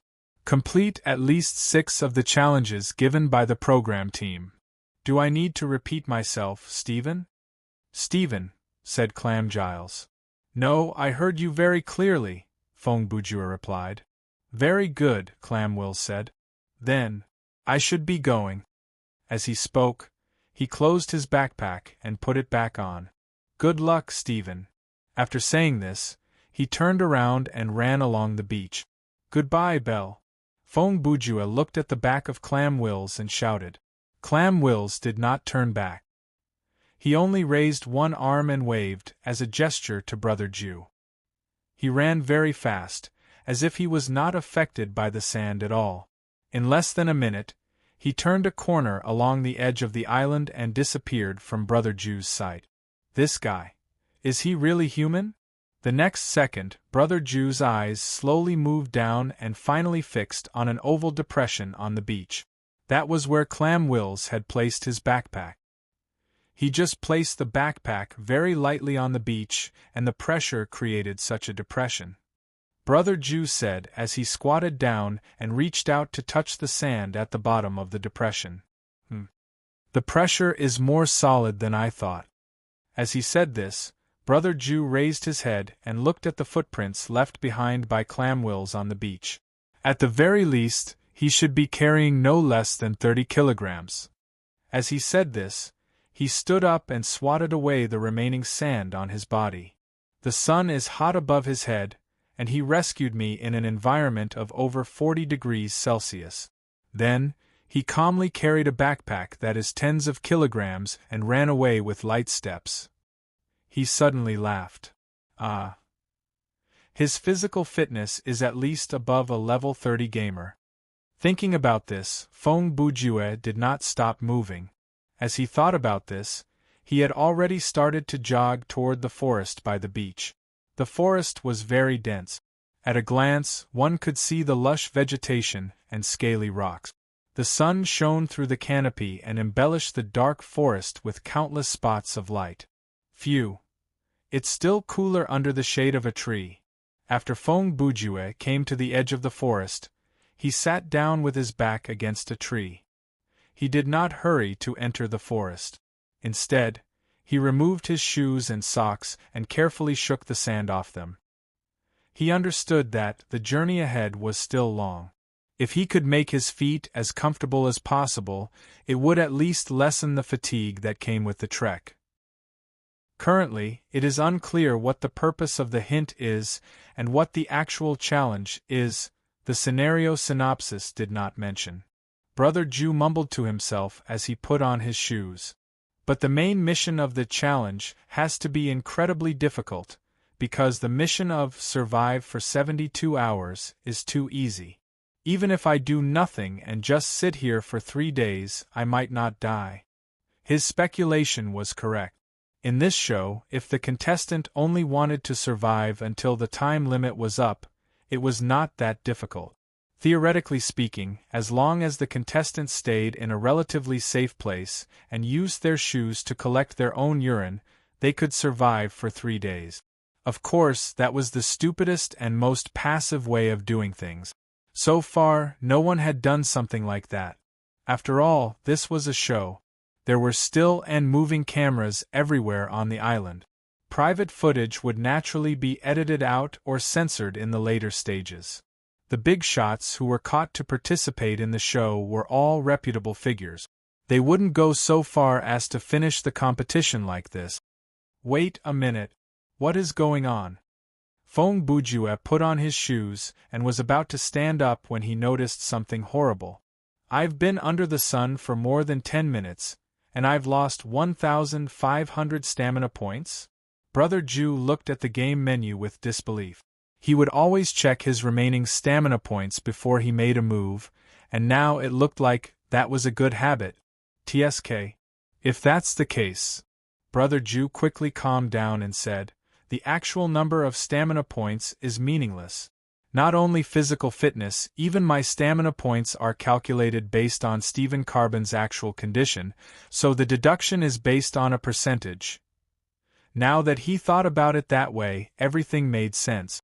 If a normal person was buried in hot sand and baked under the sun for more than 10 minutes, it would be normal for them to lose 1/3 of their stamina points. Other than that, what is with this status? Feng Bujue asked. Obviously, other than the expected loss of stamina points, there were other weird settings in this scenario. For example, there was a strange debuff hanging on Brother Ju's status bar, and it was called withdrawal response. It was just that one word, and there was no explanation or explanation. Compared to the status effects like poison, bleeding, and bone fracture, this was more interesting. If this refers to the withdrawal response to drugs, then I might. Feng Bujue was still thinking about the symptoms of drug addiction when a stream of mucus slid down his nose. Thankfully, he had already stood up, and his head was slightly tilted forward, or else this big snot would have landed on his clothes. What the F***ck? Brother Ju saw this and instinctively bent forward. He gasped internally. Chapter 651. If a human wanted to survive in the wilderness, other than the most basic physical condition, there were a few other things that were required. First, a healthy body.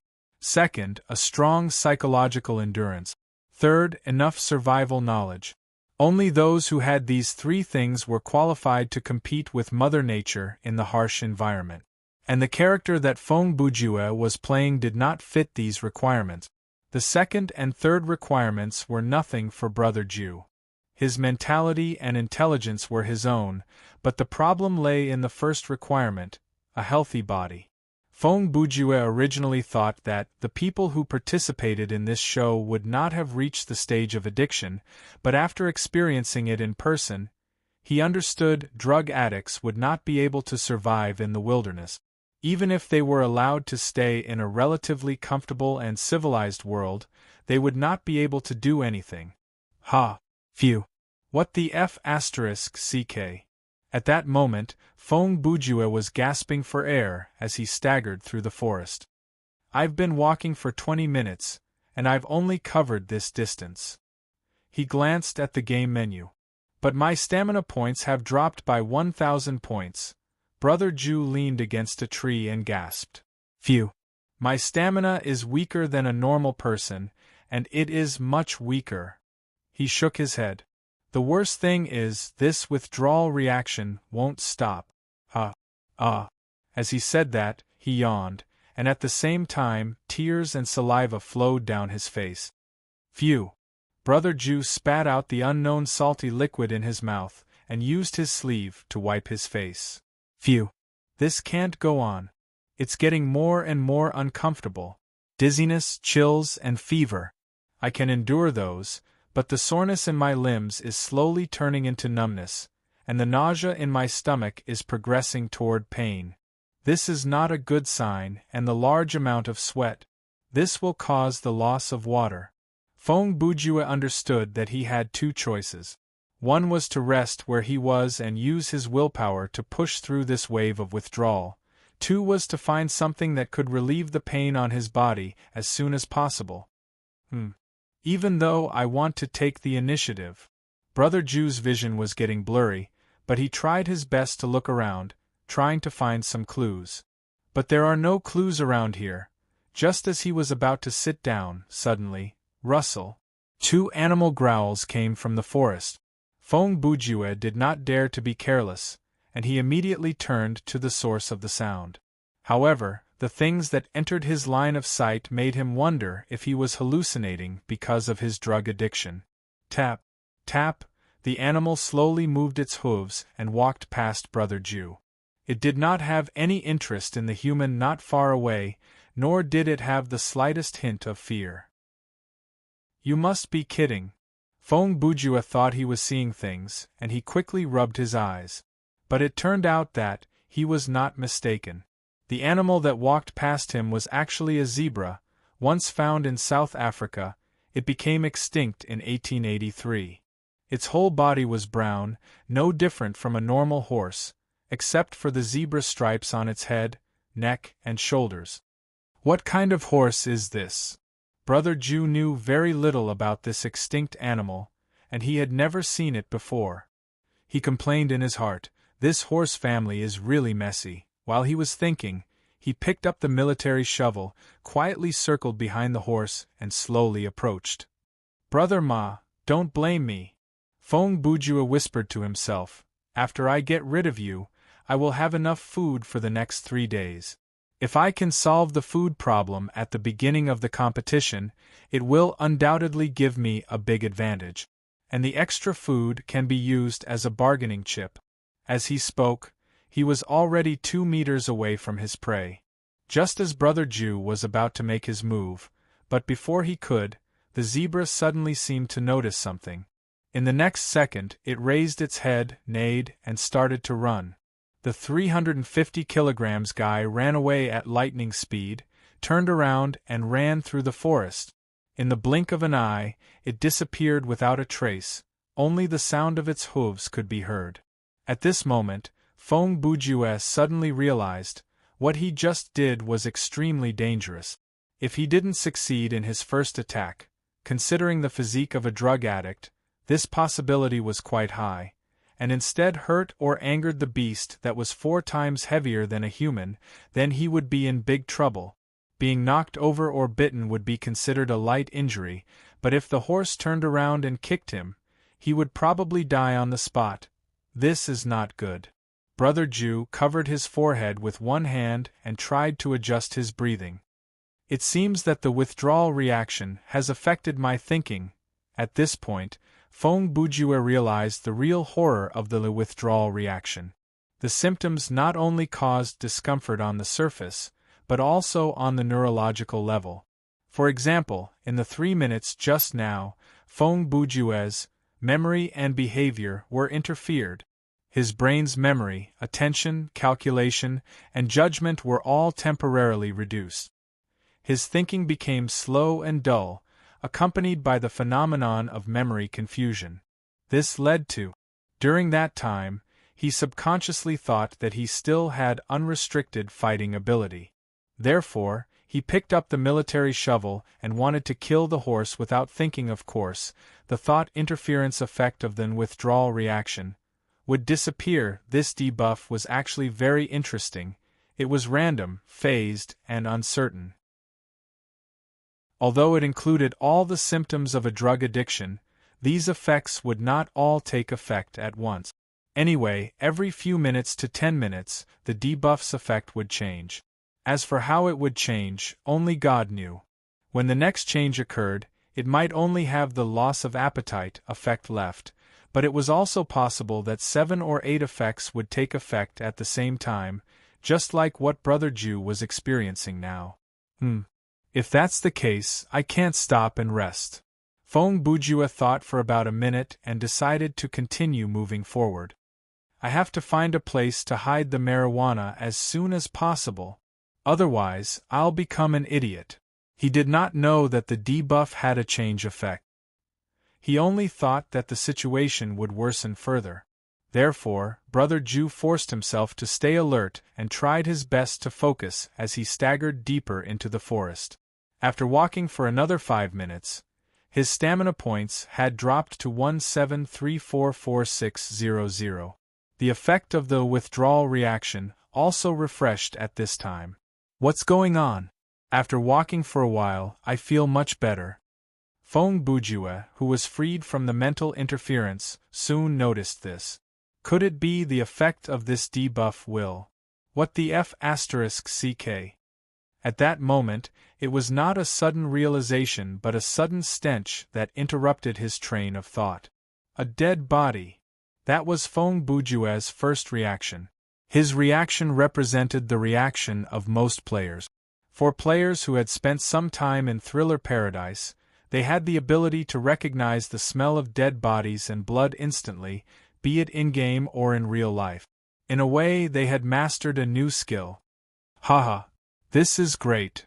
Brother Ju was overjoyed when he smelled the stench. He picked up his pace and ran toward the source of the stench. As he expected, he found a dead body next to a large tree about 10 meters away. It was a male body. He was only wearing a pair of underpants and a pair of handcuffs around his wrists. By then, the decomposition of the body was quite serious, and the flesh showed signs of having been gnawed on by animals.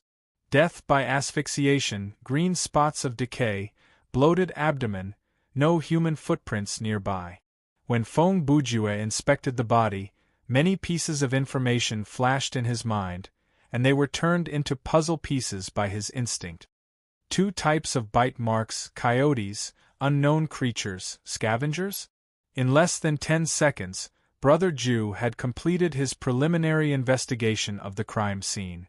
He spat with displeasure. "Tsk, the weather is too hot, and the body has been damaged by animals. Now it's hard to tell the time and cause of death." Then he could not help but think, sigh, if only Xiao Tan was here. After all, he's a professional. Wait a minute. 2 seconds later, Feng Bujue was startled. Humph, why am I analyzing that? This is a television show. With that in mind, he was enlightened. The whole island is under the surveillance of the program team, and everything on the island is naturally arranged by the program team. After figuring that out, Brother Ju re-examined the dead body before him, and as expected, he found something. Ah, I see. No wonder there are only footprints of wild beasts around here, but not his own. His expression changed slightly. This body was transported here, and those who transported it had already cleaned up their footprints before they left. Then, what is the purpose of the program team to leave a male body here? The message they want to send to the contestants is… Fong Bujue used his fingers to touch his forehead and nose. The body's posture is obviously meaningless. When they left the body here, they should have known that it would be turned over by the animals. He paused and said, based on this train of thought, tattoos, words in blood, and carving out flesh to provide clues are undoubtedly unreliable. After all, no one can predict where the animal will bite. Finally, Fong Bujue's eyes locked onto two things: underpants and handcuffs. Chapter 652. This pair of underwear sure is suspicious. Fong Bujue looked at the lower half of the body. Is this the last piece of cloth that the creator left behind for the victim, or is it a container to hide some kind of clue? He stroked his chin. If there really is a clue, should it be to test the contestants' moral bottom line, or to test their tolerance for disgusting things? While Brother Ju was thinking, he leaned forward and squatted down, but when he reached out to remove the underwear, he realized he couldn't reach his hand out. Fong Bujue was shocked. He tried again, but it still didn't work. Oh. 2 seconds later, he relaxed and said, "The system must have stopped me." He guessed right. The system defined his attempt as an act of obscenity, so he couldn't do anything about it. Very good. Brother Ju smiled. This means that there are no clues in there. In a sense, Brother Ju should be thankful. If there wasn't a system boundary, then he would have to, personally, check it to confirm this matter. So, the clue is the handcuffs. Fong Bujue then moved his gaze up to the wrist of the body. Let me take a look. He grabbed the hand without hesitation and raised it to his eyes for a closer look. After a few seconds, he said, "There's nothing special about it." Then, Brother Ju put down the arm and turned the body over. He wanted to see if there was anything hidden under the body, but there was only some scattered rotten flesh and a large number of maggot. Fong Bujue's eyes lit up when he saw the maggot. His appetite was aroused. The next second, Brother Ju turned around and ran excitedly to a bush not far away. For some reason, he stared at the bush as if he was looking at a menu in a restaurant. About 10 seconds later, Brother Ju bent down to grab a handful of grass and returned to the body. Not bad. Not bad. Now we have both vitamin C and protein. As he mumbled, he reached out to grab a handful of maggots and placed them between the grass. Then, as if he was eating a lettuce salad, he opened his mouth wide and took a big bite, chewing loudly. Not bad. After swallowing, Brother Ju said self-deprecatingly, "At least it's better than the sandwich I had before." Just as he was savoring his masterpiece with great relish, a scream came from behind him. This time, it was a human scream. Fong Bujue's expression changed. He immediately adjusted his posture and stood up. He picked up the military shovel and got into a fighting stance. But it turned out that he didn't need to be so nervous, because the person who screamed was about 10 meters away from him. Are you eating the flesh of a dead person? It turned out that the person who screamed was another contestant, Justin Bubo. A few seconds ago, Bubo, who was passing by, happened to catch a glimpse of Brother Ju's back. So, he decided to quietly approach and check out the situation. When he saw Stephen Carbon squatting next to a corpse and making a very clear chewing sound, he was naturally shocked.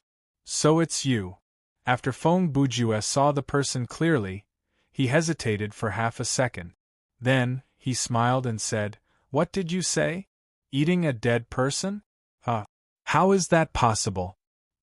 He raised his left hand and showed the milk straw maggots on his hand and replied, "It's weeds and worms." Phew! God! Bubo let out a long sigh, and the expression on his face relaxed a lot. "You scared me to death, Mr. Carbon." After confirming that Brother Jew wasn't a cannibal, Bubo walked over leisurely. "But," Bubo quickly walked in front of Brother Jew and continued, "no matter what you eat, there's no need to squat next to a corpse, right?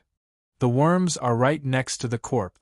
I don't think there's a need to deliberately change the location." Fong Bujue replied as if nothing had happened. At the same time, he stuffed a big mouthful of his self-made roll into his mouth. This, ugh. Bubo was far away just now, so he didn't see clearly.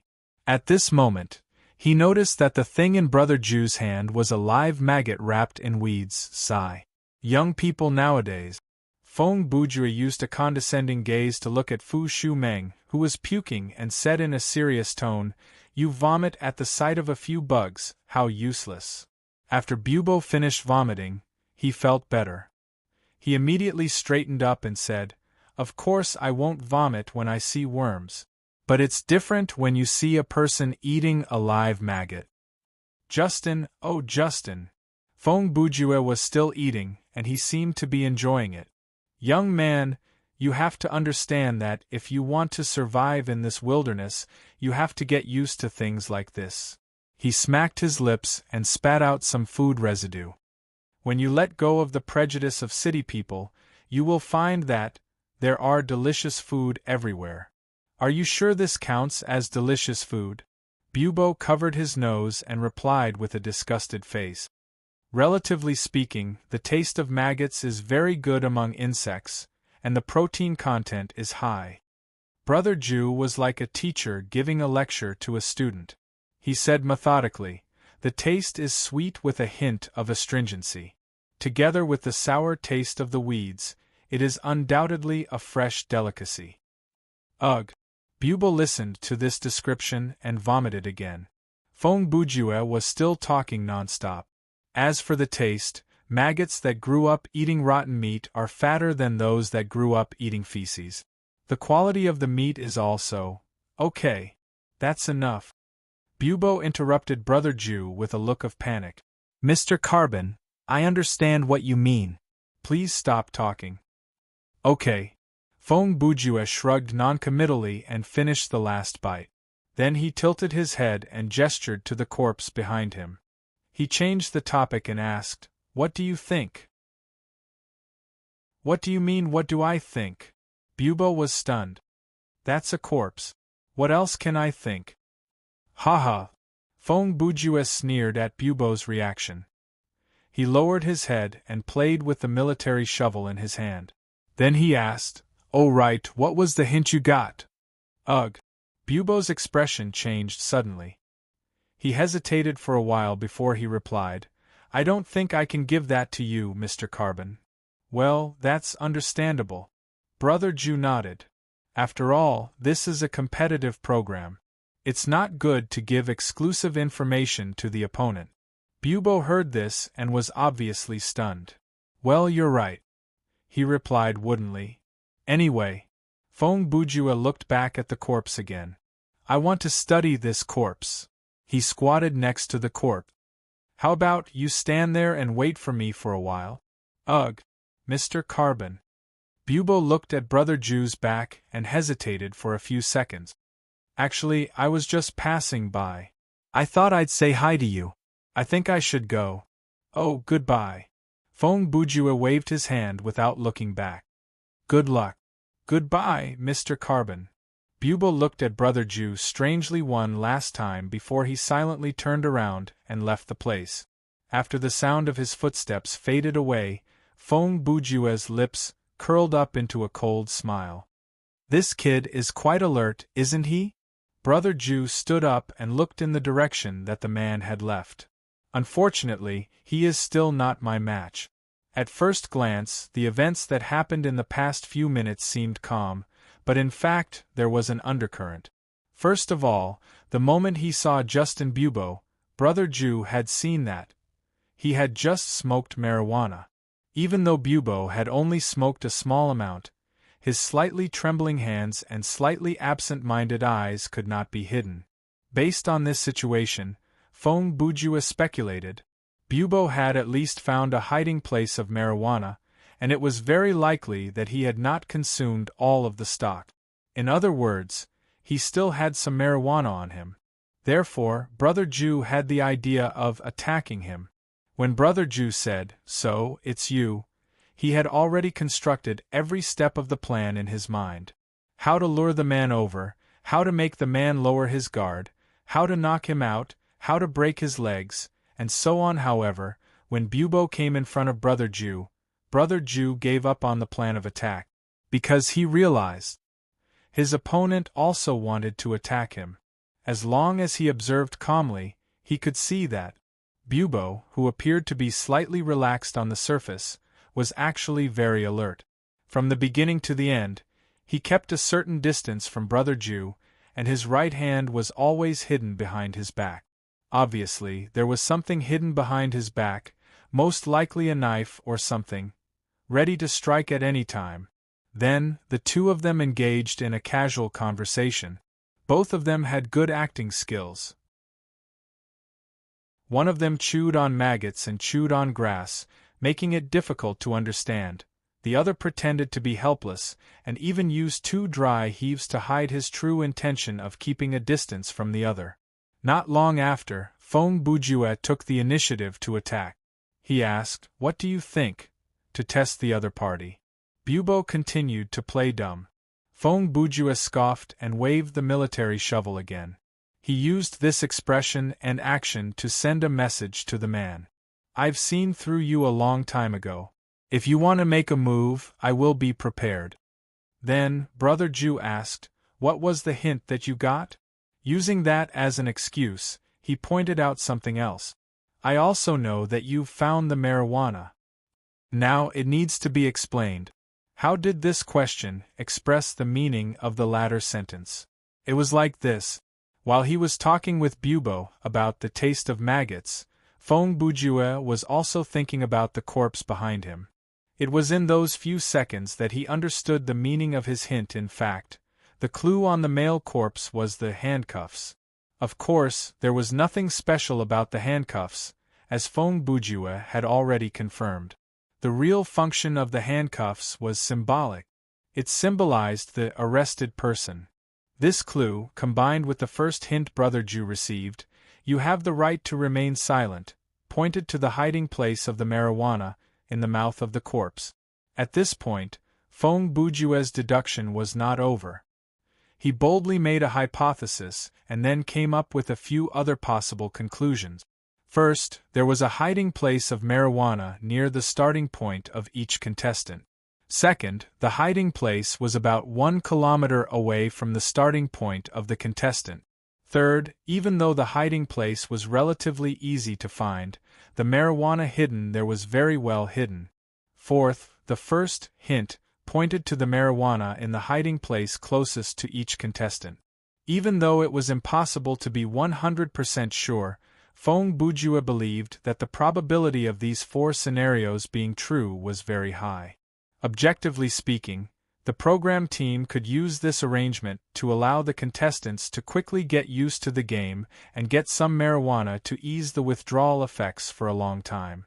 If these 4 scenarios were not true, then it was very likely that the 10 contestants would fall to the ground and struggle not long after the game started. For a reality show, this kind of opening was a bit too ugly. This was the correlation between the hint and the marijuana hiding place. Then, following the previous content, and looking at Bubo's reaction, after being repeatedly threatened by Feng Bujue, Bubo's expression changed. He hesitated for a moment and gave a response of rejection. Notice that Bubo said, "I don't think I can give that to you," not, "I don't think I can tell you that." So, on the surface, it sounded like he was saying hint, but in reality, he was referring to marijuana. There was no doubt that at this point, the two of them were already in a state of tacit hostility. And in this situation, Brother Bujue gave a meaningful response. After all, this is a competitive show. It's not good to give your exclusive information to your opponent. This sentence was basically declaring the bottom line. If you don't steal from me, I won't steal from you. Bubo naturally understood the meaning behind those words. He could only reply, "You're right," as a sign of compromise. With this, their conversation came to an end. Fong Bujue took the opportunity to say a few words of nonsense and returned to the corpse, where his marijuana was hidden, squatting down and asking, "Why don't you stand there and wait for me for a while?" What he meant was, "How long are you going to stay here before you leave?" Bubo listened to him and tactfully accepted the eviction order. He casually said a few words and left the place. In conclusion, this was the truth behind the few minutes of conversation between Fong Bujue and Justin Bubo. The NPCs in this scenario are so impressive. Fong Bujue mumbled to himself as he used his hand to pry open the dead body's mouth. Earlier, Bell has already shown amazing physical prowess, and this Justin Bubo is so cunning. He found the marijuana faster than I did, and after he found it, he did not use it in large quantities due to his addiction. He only used the smallest amount that could alleviate his symptoms. Then he came to the conclusion of the 4 points that I thought of and stopped moving toward the island. He changed his route to take the circular route, hoping to rob other people of their initial stash of marijuana. Such intelligence, even a player would not be able to. Whoa. His thoughts were once again interrupted by the stench. This time, it was the gas that came out from the corpse's mouth. What the F***ck? Fong Bujue could not help but curse under his breath because the stench deducted 4% of his life points. To make things worse, when he finally pried open the corpse's mouth, he realized the man's upper and lower jaws were sewn together by many iron wires, and the gap between the 2 rows of teeth could only be separated by a finger's width. It looked like the production team was afraid that the dead body's mouth would open on its own or be bitten open by a beast, so they came up with this solution with great foresight. TSK. That's so unprofessional. If they wanted to sew, they should have done it perfectly. Why did they purposely leave a gap to let the stench escape? Fong Bujue grumbled unhappily. Then he picked up the military shovel and adjusted its structure. The WJQ-308 military shovel could be modified to a certain extent to achieve different effects. He tried to use the military shovel's clamp function to snap the iron wires. However, it did not go so well because the iron wires that were stuck between the teeth were not that easy to clamp down on. Therefore, Brother Jew, who had inhaled too much of the stench, switched to the military shovel's hammer function. He smashed the dead body's 2 rows of teeth and used a more violent method to obtain the marijuana in the corpse's mouth. Name: marijuana *2 item type, consumable quality, normal function. When used alone, it can suppress the withdrawal effect for a certain amount of time. When used in combination, it will grant a corresponding random buff.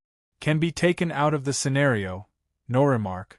If you do not wish to become an idiot like Randy, it is best if you do not touch it. The 2 marijuana cigarettes were placed inside a small plastic bag. There was a layer of wax on the outside, so they were perfectly preserved.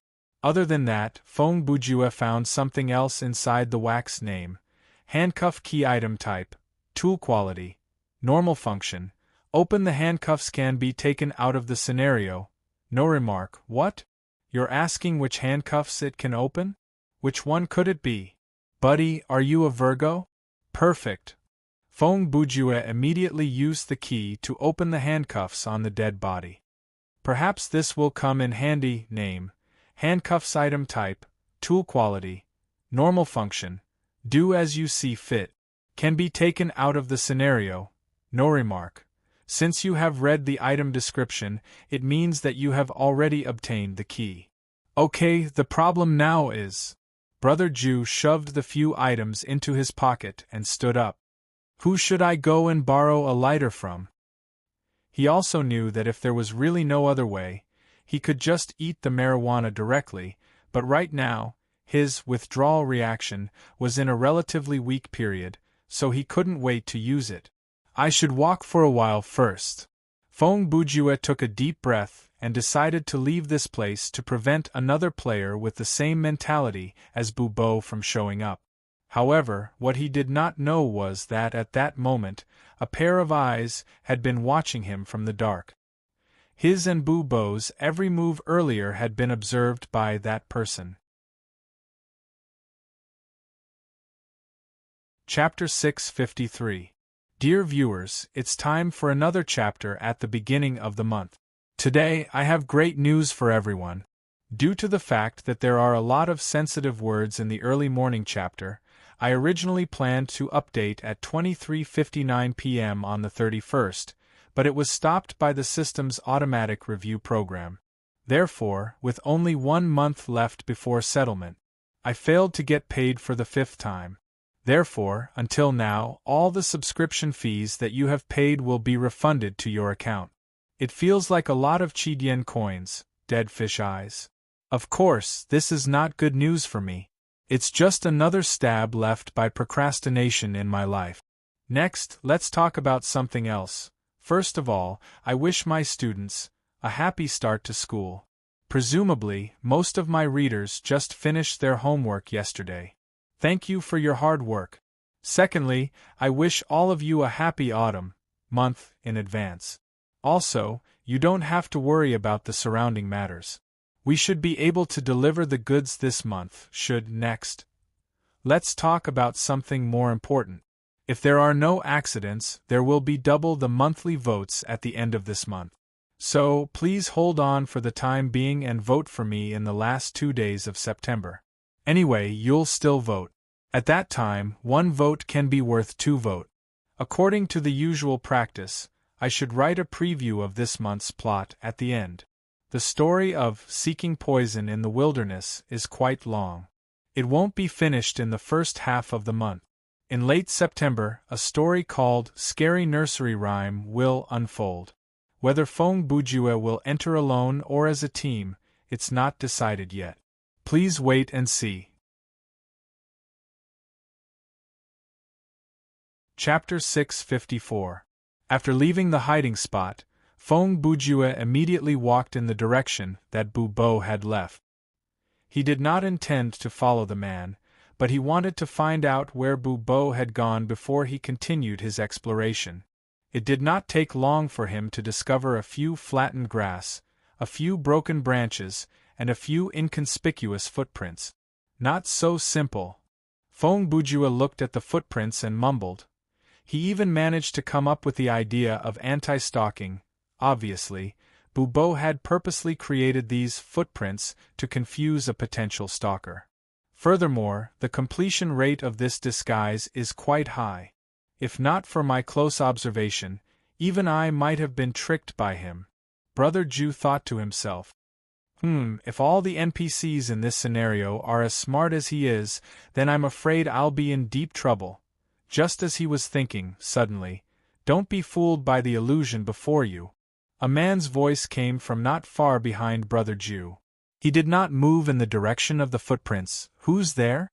Feng Bujue heard the voice, and his face tensed. He turned around to follow the voice, and his grip on the military shovel tightened. At that moment, Brother Ju had lost his superhuman senses, so he was unable to sense the people who were silently approaching him. This change caused him, who had always been cautious, to feel a trace of uneasiness, and this uneasiness caused him to become very aggressive. "Calm down, Stephen, it's me." The speaker appeared in Brother Ju's sight. He was contestant number 6, Balak Hussein Ao Guanhai. "I'm very calm." Feng Bujue did use a very calm tone to communicate with the man. Raising the military shovel like "I'm going to chop you down" doesn't mean that I've lost my cool. "Ha ha!" Ao Guanhai laughed. He did not approach recklessly but maintained a distance of 3 meters. With a smile, he continued, "Is this how you normally greet people?" "Humph." Feng Bujue snorted coldly. "This is how I usually greet those guys who are trying to sneak up on me from behind." Hearing this, Ao Guanhai's expression instantly changed. However, he quickly covered up the change in his expression with a raised eyebrow expression. Then, he smiled and said, "Ha ha! I'm sorry, Stephen, I didn't even realize that I was quietly approaching you." As he spoke, he even raised his hands to make quotation marks.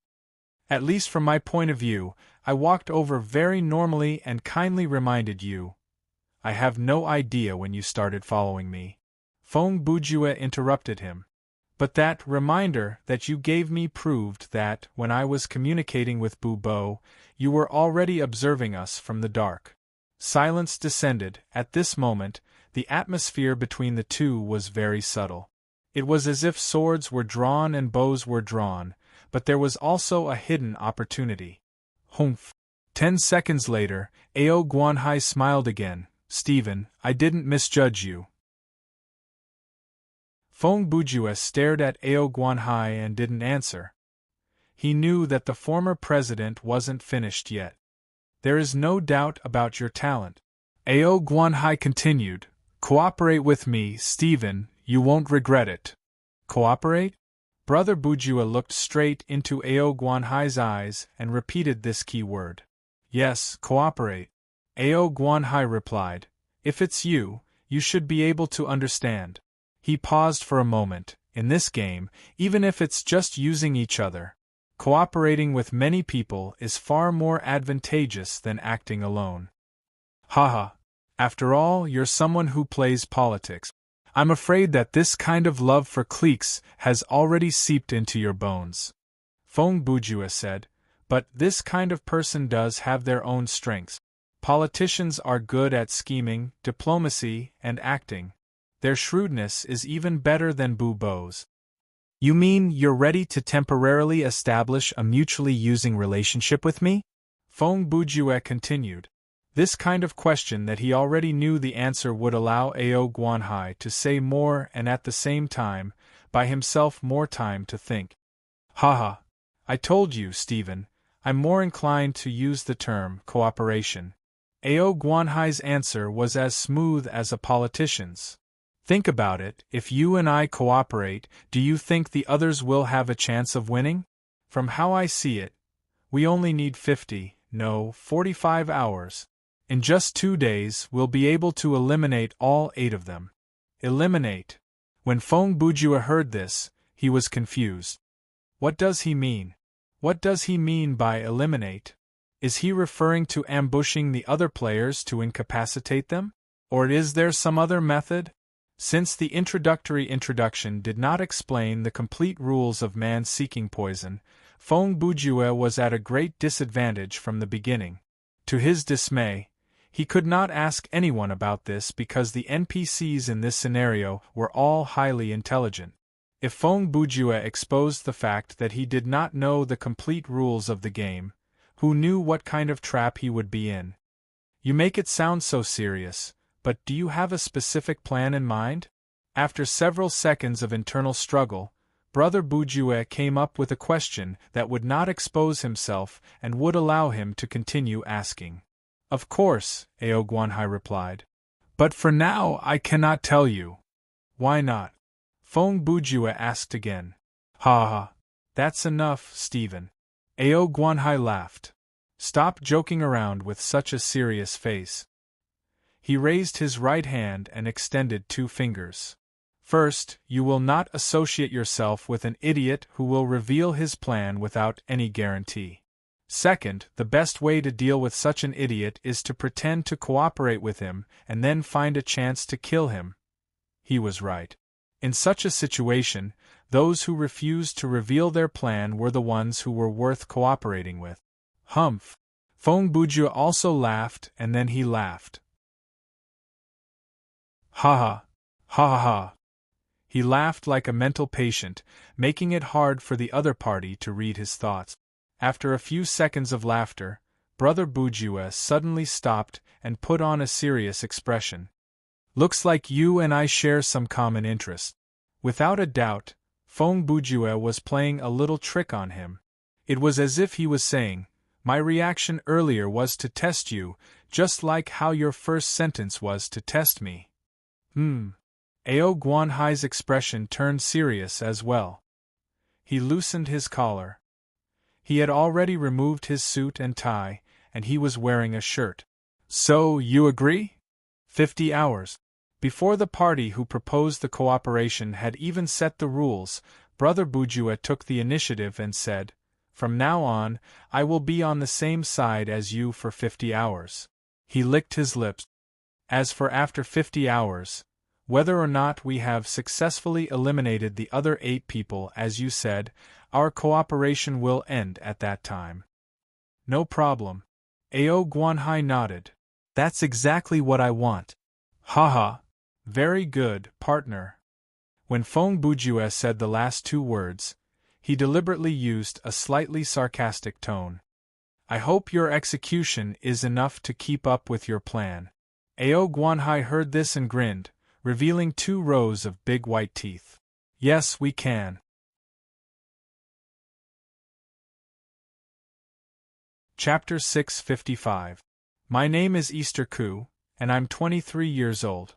Every day, I wake up from a bed of more than 50,000 square meters, except today, and face more than 200 young, beautiful, and sexy maids. I brush my teeth with a toothbrush made of diamond, wash my face with a towel made of panda hair, and comb my hair with an ivory comb. And I have a handsome appearance that is irresistible to the opposite sex, as well as wisdom that leaves those vulgar people in the dust. But I don't feel happy because of these. Living in the same world as those vulgar people, breathing the same air, makes me uncomfortable. Deep in the jungle, Mr. Easter Koo was talking to a camera fixed on the treetop.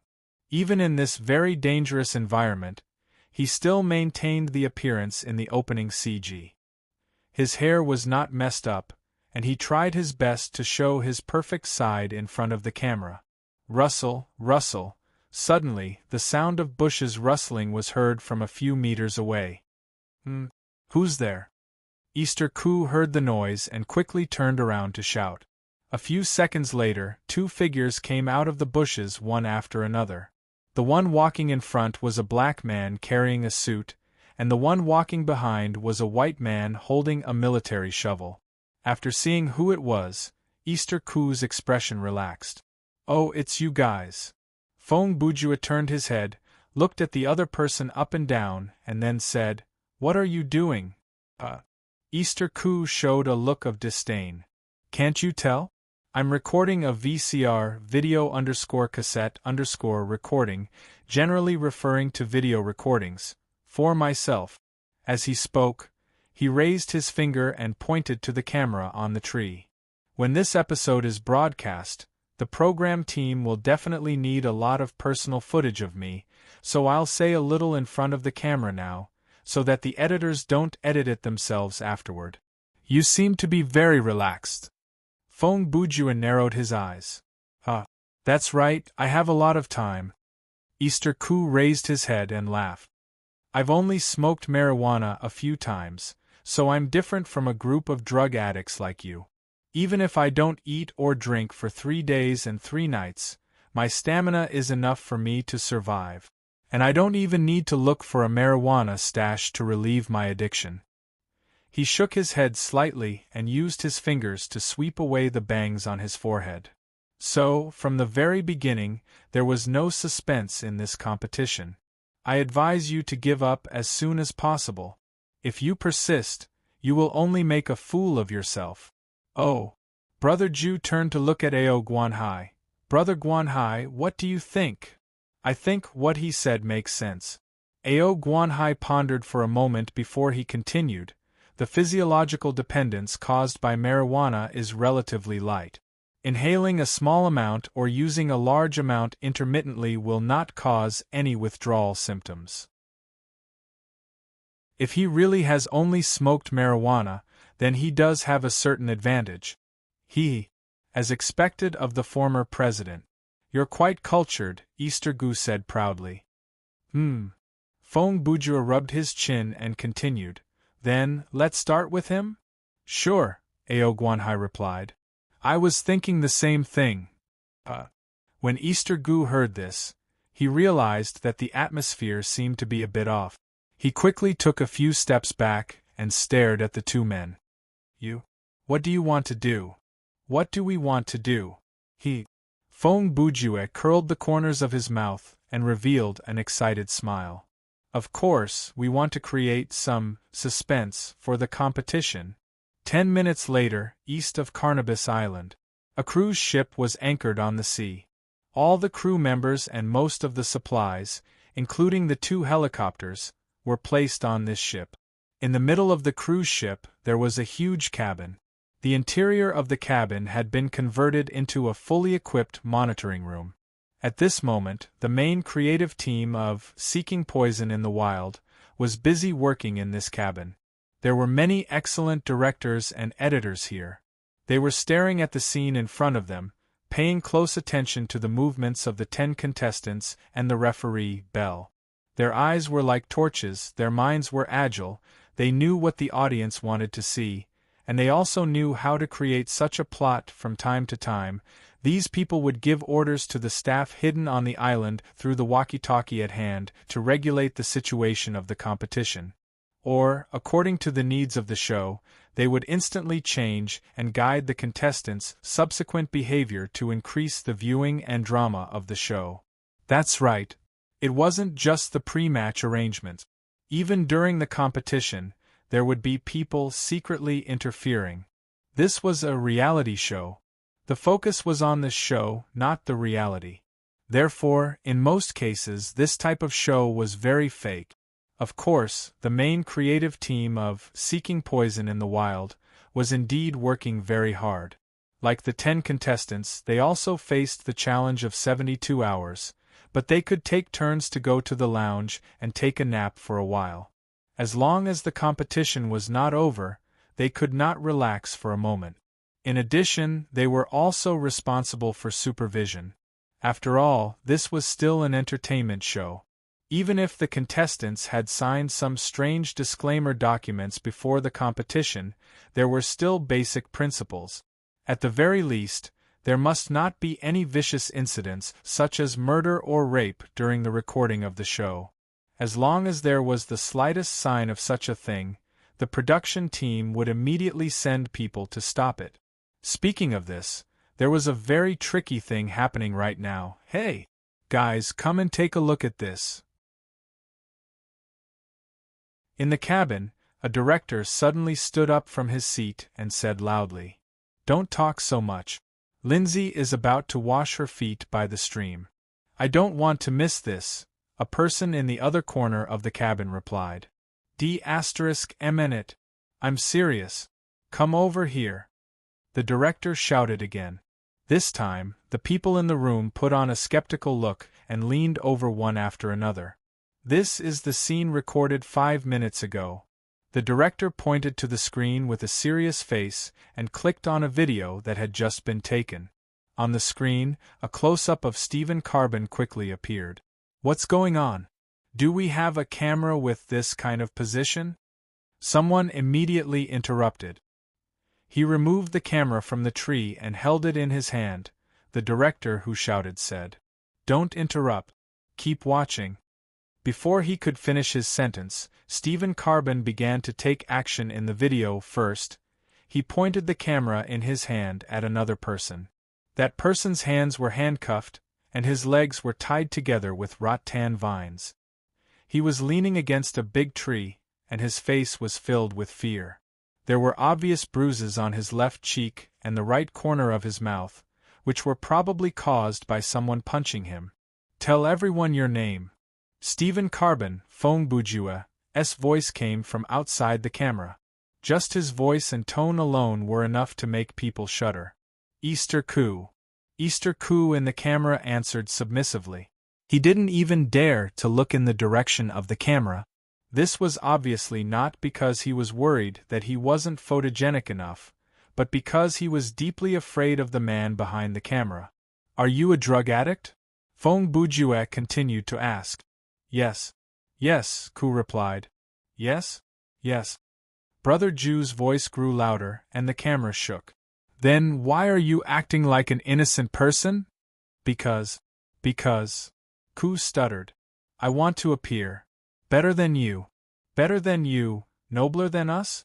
Or more innocent than us?" Feng Bujue laughed. Haha. You're like a prostitute standing on the street, laughing at a few prostitutes who are being escorted into the police car. You think you're different from us? In fact, you're just the pot calling the kettle black. At this point, Brother Jew paused for a moment and reached out to wipe the sweat on Easter Koo's face. It looks like you feel wronged to be sent to the island with us? Easter Koo's body trembled involuntarily. The fear in his eyes was on the verge of bursting out, and he couldn't utter a single word. Look at me! Brother Jew roared. Koo was shocked. He turned his head to look at the camera, but he quickly looked away. Look, there's always this kind of disappointing guy. The next second, Fong Bujua turned the camera around and aimed it at his face. If you want the show to be more exciting and explosive, you have to be more lenient. His tone and eyes were fanatical. His heavy breathing seemed to be transmitted directly to the cabin through the camera. If you don't want to, it's okay. I'll help you. He paused for a moment and revealed a sinister smile. I mean what I say. Ha ha. Ha ha ha ha.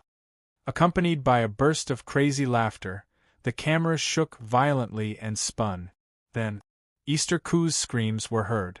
A few seconds later, the screen went black, and everything stopped abruptly. The director who was playing the video turned around to look at his colleagues behind him and said in a low voice, When I was halfway through, I had already found the nearest staff member to go over. But things happened too quickly, and there was only one camera in that area. I don't know what the situation is now, and I don't know if the staff member can arrive in time. What's going on? Has Stephen Carbon gone mad? How is that possible? He deliberately took down the camera on the tree and then filmed this series of scenes. He obviously knows that we're watching, and those last words were directed at us. This shows that he's very sane. Could it be that the drug addiction has made him crazy? Like schizophrenia? That's possible. He's not like that in person. At this moment, the main creators of the program were discussing spiritedly, not knowing what to do. This group of people who played the role of God had fallen into a panic. This had never happened in the past recording process. Calling Dolphin, the name of the cruise ship. Calling Dolphin, this is Kangaroo 4, the code name of the island's action team. Each number represents a team of 3 staff members. Do you hear me? Over. At this moment, the team that had been sent out earlier reported. The director sitting there quickly picked up the walkie-talkie and responded quickly. This is Dolphin, what's the situation? Over. We've arrived at the location you specified, but there's no one here at all. Kangaroo 4 replied. The camera on the tree has been removed, and we can see traces of climbing and dismantling. Over. Kangaroo 4. Can you take a closer look at the situation there? The director continued. For example, are there blood stains on the ground, footprints, or bodies that have been dragged? Oh, God. Suddenly, the person on the other end of the walkie-talkie exclaimed. What's wrong? Kangaroo 4? Kangaroo 4. Quickly report the situation over there. Oh my God. This bastard. There was a scolding on the other end, followed by, There's a situation here, I have to go over and help, later. The staff member in charge of the team's communication did not even have time to finish his words before he threw down the walkie-talkie and left. In an instant, the cabin fell into a dead silence. An atmosphere known as fear had already begun to quietly spread. No one knew what had happened at the scene, and no one dared to imagine. Only a burst of crazy laughter lingered in everyone's ears. Chapter 656. Look, as I expected, they fell for it, Fong Bujua, who was hiding in the bushes, said as he looked at Kangaroo Team 4 in the distance. Although it was very effective, I still think your idea is a bit crazy, Ao Guanhai, who was squatting next to him, said. Humph, maybe. Fong Bujua sneered and didn't say much. In the face of a temporary partner like Ao Guanhai, Brother Jew naturally wouldn't reveal too much, so he just gave a perfunctory reply. But in fact, People who were familiar with Brother Ju's style understood that those seemingly inexplicable actions were actually very purposeful. Fong Bujue was very clear that in addition to Bell, the program team had arranged many spies on the island. Brother Ju had already seen the clues left by those spies. Under this premise, it was reasonable to speculate that the program team has been secretly interfering with the game in real time. For Brother Ju, this feeling of being controlled was very bad. Moreover, in addition to the subjective dissatisfaction, objectively, he was also facing a threat. The cause of this threat was his cooperation with Ao Guanhai. The former president's point of view was correct. Even if it was just using each other, it was much more advantageous to team up than to act alone. Just now, when Brother Ju climbed up the tree to get the camera, Ao Guanhai was responsible for guarding Eastwood Ku, and when Brother Ju used the camera to record the threatening VCR, Ao Guanhai was on the side setting up a hunting trap. If one person did these things, it would be really difficult to do. It was very easy to do it with two people.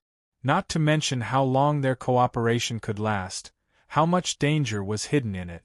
At least in the short term, Fong Bujue and Ao Guanhai's competitiveness was much stronger than the other contestants.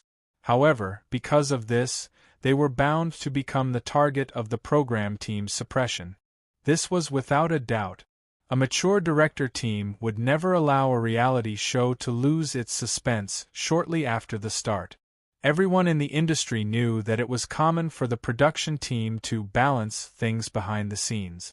No one liked to watch a battle where there was a huge disparity in strength. If there was no suspense about the outcome, it would be boring. If it was boring, it would mean that the ratings would drop. If the ratings dropped, it would mean that advertisers would come looking for you to negotiate. It was precisely because of this threat from the production team that Fong Bujue made his previous move. His goal was very clear. He wanted to disrupt the program team's control of the rhythm of the competition. Brother Ju was good at messing up other people's thoughts and plans. As the saying goes, first shock, second trick, third trick, fourth trick, fifth trick, and sixth taunt. There were many people who had died unjustly under Brother Ju's 6 tricks, both in the virtual world and in the real world. The program team of Man Seeking Poison in the Wild was just another entry on his list of scams. They seemed to be about to rescue Gu. A few minutes later, Ao Guanhai spoke again. It doesn't matter. I've already smashed his knees, Fong Bujue continued. Elimination is inevitable, hee. Get ready to pick up the soap. It should be noted here that after the camera disappeared and before the crew arrived, Brother Ju had already knocked Eastbourne Gu unconscious and turned him into a part of the hunting trap, i.e., a heavy object. Soon after, Kangaroo Team 4 arrived. Just as their team leader was communicating with the Dolphin cruise ship, another crew member happened to step into the trap. As a result, he and Eastbourne Gu bounced up together and were hung upside down from a tree. Stephen, I have to remind you. Ao Guanhai continued. In a sense, you've already crossed the line. He paused for 2 seconds before continuing. Even though we've signed the disclaimer clause before the recording, the torture and abuse you've inflicted on Eastbourne Gu is likely to lead to a civil lawsuit. With his family's influence, ha ha ha. Fong Bujue interrupted him with a laugh. You're a lawyer after all, to think of this so quickly. Brother Ju was not afraid. What happened after the script was over had nothing to do with him. That's enough, you don't have to worry about it. I'm responsible for my own actions. Besides, I didn't record the scene of me beating him up. Just because he says I did it? I can even say that I was acting in self-defense. I see. Ao Guanhai also smiled. Actually, the main point I want to say is, if he sues both of us, I suggest you don't hire a lawyer. Just let me do it. My lawyer's license is still valid. Fong Bujue shrugged and said, Okay, then it's a deal. The two of them hid in the forest and chatted softly, Observing the actions of Kangaroo Team Number 4 from afar, about 5 minutes later, the staff member who fell into the trap was rescued. The person was basically uninjured. He only sprained his ankle. Compared to the physical and mental trauma that Eastbourne Goo suffered, it was nothing. After another 3 minutes, the 2 staff members who could move freely took out a stretcher from their backpacks, a high-tech product of this world, a simple stretcher that was only a foot long and a palm wide after folding, and placed Eastbourne Goo on it. The staff member who sprained his ankle was responsible for carrying an extra backpack and limped behind. Before they set off, they communicated with the Dolphin again and reported the situation at hand. The team on the ship discussed for a little more than 10 seconds and decided to let them go back first. Then, the 3 members of Kangaroo Team No. 4 carried the unconscious Eastbourne Goo and set off in the direction of the beach. Okay, they're gone. What now? Ao Guanhai asked when the footsteps of those people were far away. Go back there and set up a new trap, Feng Bujue replied expressionlessly. What's the point of that? Ao Guanhai wondered. To create further panic, Feng Bujue answered as he walked out of the bushes. Oh. Ao Guanhai followed him out. Why do you say that? First of all, the longer we disappear from the surveillance screen, the more uneasy they will be. As Feng Bujue spoke, he raised his eyes and glanced around. Along the way, I've basically figured out the pattern of how they set up the cameras. The surveillance area of those cameras is indeed very large and the coverage is very high, but there are some places that are useless even if there are cameras, such as the bushes, the grass, the trenches, underwater and… He pointed to the front. Here. That's true. They must be desperately searching for our whereabouts through the cameras in several nearby areas. Ao Guanhai continued. They probably won't immediately think that we've returned to this place. That's right.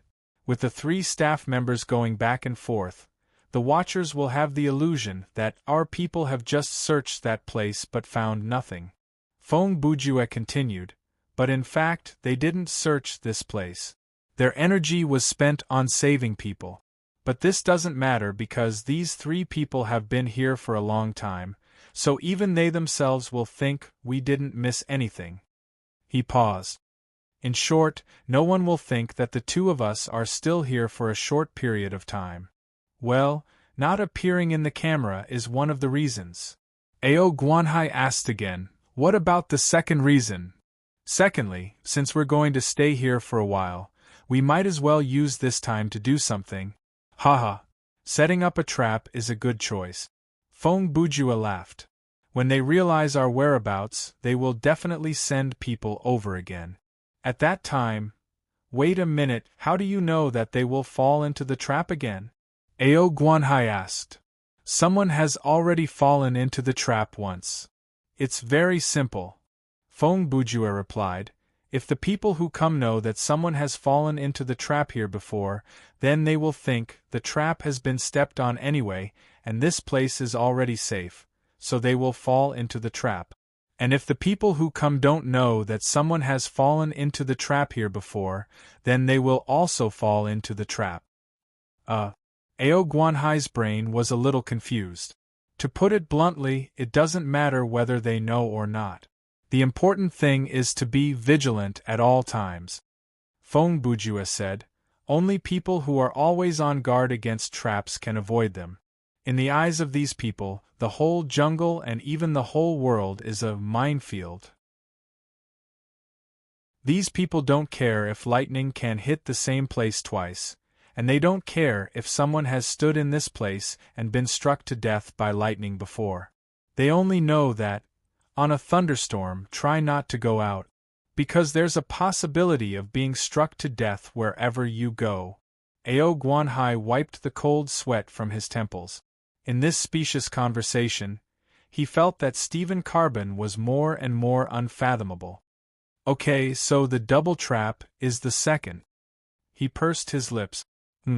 Sounds like it can really make the program team panic for a while. At this time, Feng Bujue had already come to the wreckage of the trap. He stopped and said, "Okay, let's quickly make another one." Ao Guanhai walked over, looked at the broken rattan on the ground, and said, "This rattan can't be used anymore. I'll go find a few new ones. Stephen, you go find something heavy." After saying that, he turned around and started to move. Who knew? Clang, without any warning, at least from Ao Guanhai's point of view, Brother Ju suddenly raised the military shovel and attacked Ao Guanhai from behind. Ao Guanhai staggered and fell to the ground.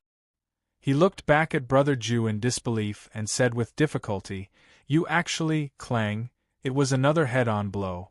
Brother Ju mercilessly added another shovel, completely knocking Ao Guanhai out. "You were the one who told me to find something heavy. I'm just getting something nearby." As Feng Bujua said this, he had already squatted down and handcuffed Ao Guanhai. After knocking out Eastbourne Gu, he took off the handcuffs. "Sorry, just doing this so far is not enough to make the program team panic." His eyes gradually turned cold.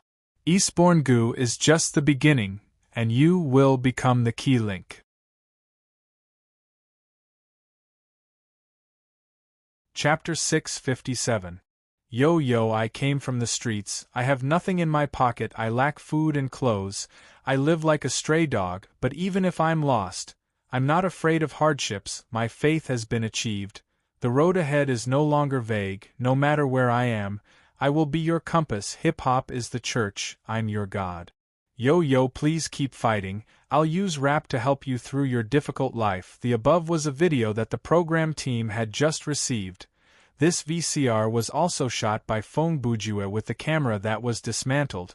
As long as he turned it on again, the cruise ship would be able to receive the signal of the device.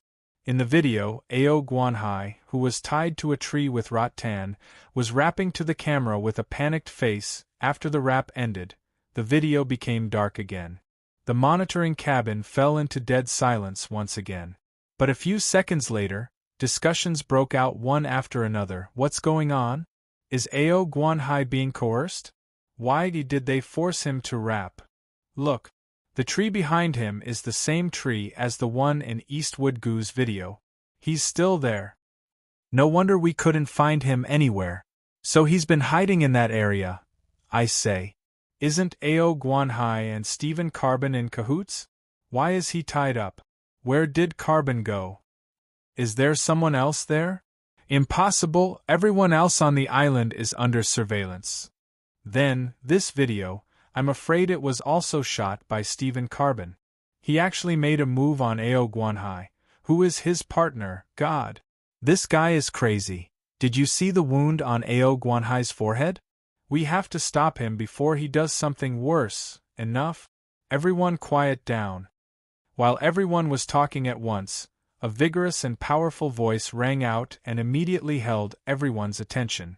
The dozens of people in the cabin turned their heads in unison to look at a man sitting in the corner. It was a rather old man with short white hair and a beard. He was wearing a black casual shirt. Although he was over 60 years old, he was still in good health and had an extraordinary appearance. His eyes were deep and spirited, and the distinct outline of his face, big forehead, was unforgettable. He was the chief director of Seeking Poison in the Wild and one of the greatest directors in the universe, James Francis Not Deaf. Let me organize my thoughts. After Not Deaf calmed down the scene, he immediately nodded and muttered, "Contestant number 9, Mr. Stephen Carbon." First, he formed an alliance with Ao Guanhai and agreed to attack the other contestants together. Then, they killed Eastwood Gu, dismantled one of our cameras and recorded something like a threatening video. Then, Stephen Carbon attacked Ao Guanhai, turned on the camera, and forced him to rap in front of the camera. "Yes," he continued, "some of Mr. Carbon," Deaf frowned, "Mr. Carbon's. But objectively speaking, he is still a contestant, isn't he?" He raised his head and swept his gaze across everyone's faces. He didn't break the rules, nor did he go against his own goals. Apart from those strange and crazy performances, what Stephen Carbon did was nothing more than eliminating two competitors in a way permitted by the rules. What he said made sense, and the others on the ship were all speechless. After a long while, someone said, "Then, you mean we should just leave him alone?" Not Deaf did not answer his question. He just put his hand next to his right chin and held his cheek with two fingers, looking like he was deep in thought. Another period of silence fell.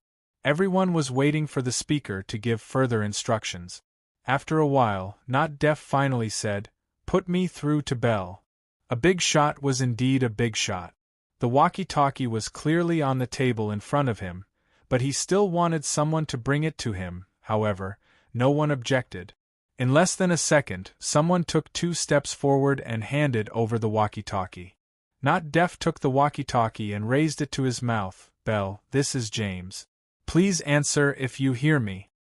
As the chief director, he had many privileges. One of them was, when communicating with the staff on the island, he did not need to use code names such as Dolphin or Kangaroo X. He could just say his name directly. Of course, in most cases, he would only communicate with Bell. "Phew, this is Bell." After about 7 seconds, Clam's voice came from the walkie-talkie. "Sorry, it was not very convenient just now." I saw it." Not Deaf had already moved his gaze to the surveillance screen where Clams was. "A coyote attacked you." In fact, this is a Florida black wolf. Originally a mysterious symbol of North American natives, it was affected by the colonial invasion and religious persecution of the white people after the 19th century. In 1910, the wolves were at the end of their rope after being hunted down. Due to hunger, they began to attack livestock. In 1917, the last Florida black wolf was killed by a human gun. It is said that this was a wolf pup. Since then, no one has seen a Florida black wolf. Clams replied, "There are no coyotes on this island, James. All the animals are." Okay. I know," Not Deaf interrupted. "We chose the competition venue together, remember? I have seen the list of animals there. And, to be honest, I don't really care. Coyotes, black wolves. It doesn't make much difference to me." He exhaled. "Okay, let's get down to business. I need you to find someone." "Now?" Toad Wells asked. "Yes, as soon as possible." Not Deaf said, "When you see him, other than letting him choose an item to take away, give him another thing." When he said this, his eyes changed slightly. "Give him your knife." "What? My knife?" Clams was obviously stunned when he heard this. He replied firmly, "Yes, it's the one with the GPS positioning device in the hilt." At the same time, on Phone Bujua's side, "Okay, it's done." After recording the rap performance, Brother Ju broke Ao Guanhai's knee according to the routine. This routine was invented by him 30 minutes ago. "Don't worry, Brother Guanhai, someone will come to save you soon." The moment the bone was broken, Ao Guanhai, who was tied to the tree, let out a painful groan. His body was also twisted due to the severe pain. 10 seconds later, perhaps the endorphins began to take effect. Ao Guanhai, who was in pain and anger, regained the ability to speak. He immediately cursed, "Oh, you despicable bastard! Stephen, you will suffer retribution." "I advise you not to yell, Brother Guanhai." Phone Bujua replied calmly, "Although the rescue will come soon, before they come, you have to stay here alone for 10 to 20 minutes. As he spoke, he stood up. During this time, the wisest choice is to sit still and not make a sound. Because moving may worsen the injury, and shouting may attract the attention of the beasts. He shrugged and tilted his head. "Considering this factor, I advise you to keep the knife well in case you need it." As soon as these words came out, Ao Guanhai's eyes suddenly changed. These subtle changes of expression naturally fell into Brother Ju's eyes. He smiled slightly and said, "Yes, 5 seconds ago, I noticed that you quietly stretched your right hand to the back of your waist. That's why I stood up and kept a certain distance from you." He shook his head. "You're trying to distract me by shouting and yelling, and then take the opportunity to stab me in the back. It's a life and death struggle. Haha, you're too naive. As Brother Jew spoke, he took 2 steps back. Less than 5 minutes after forming an alliance with you, I found out that you were secretly hiding a weapon. I just didn't say it out loud. He licked his lips. Do you know the principle of besieging a city must be defended in Sun Tzu's Art of War? That's why. I didn't handcuff you just now. I wanted to leave you with a glimmer of hope, to make you feel that you still have a chance to turn the tables. A grim smile appeared on his face. Brother Guanhai, you are different from Eastwood. You are not the kind of person who easily gives in. If I didn't give you any leeway, you would definitely fight me to the death. So, only by letting you have the illusion that I still have a chance, will you obediently cooperate with me and rap under my threat. Ha ha. You son of a bitch. Bastard. Ao Guanhai was really angry this time, and he burst out with a rather unpleasant curse. There is nothing to be angry about, former Mr. President. Feng Bujue replied. You are a politician, so you should be used to betrayal. You also know very well that, in this kind of environment, there is no right or wrong in what I do. If necessary, you will do the same. He laughed again. Ha, if that is the case, why are you deceiving yourself and getting angry out of humiliation? Facing Brother Ju's fallacious reasoning, Ao Guanhai was unable to refute for a while, and in his heart he had the thought, this guy seems to have a point. Then, Brother Guanhai, I won't keep you company. By then, Feng Bujue had already retreated 5 meters away. He bent down to pick up the camera that had fallen to the ground. You now have 3 choices. 1. Throw the knife on your back at me and pray that it will hit me and cause me great damage. 2. After I leave, cut off the vines and drag your broken leg to follow me and find a chance to stab me in the back. He picked up the camera, took a breath, and said, Anyway, I personally don't recommend you to choose these 2 options.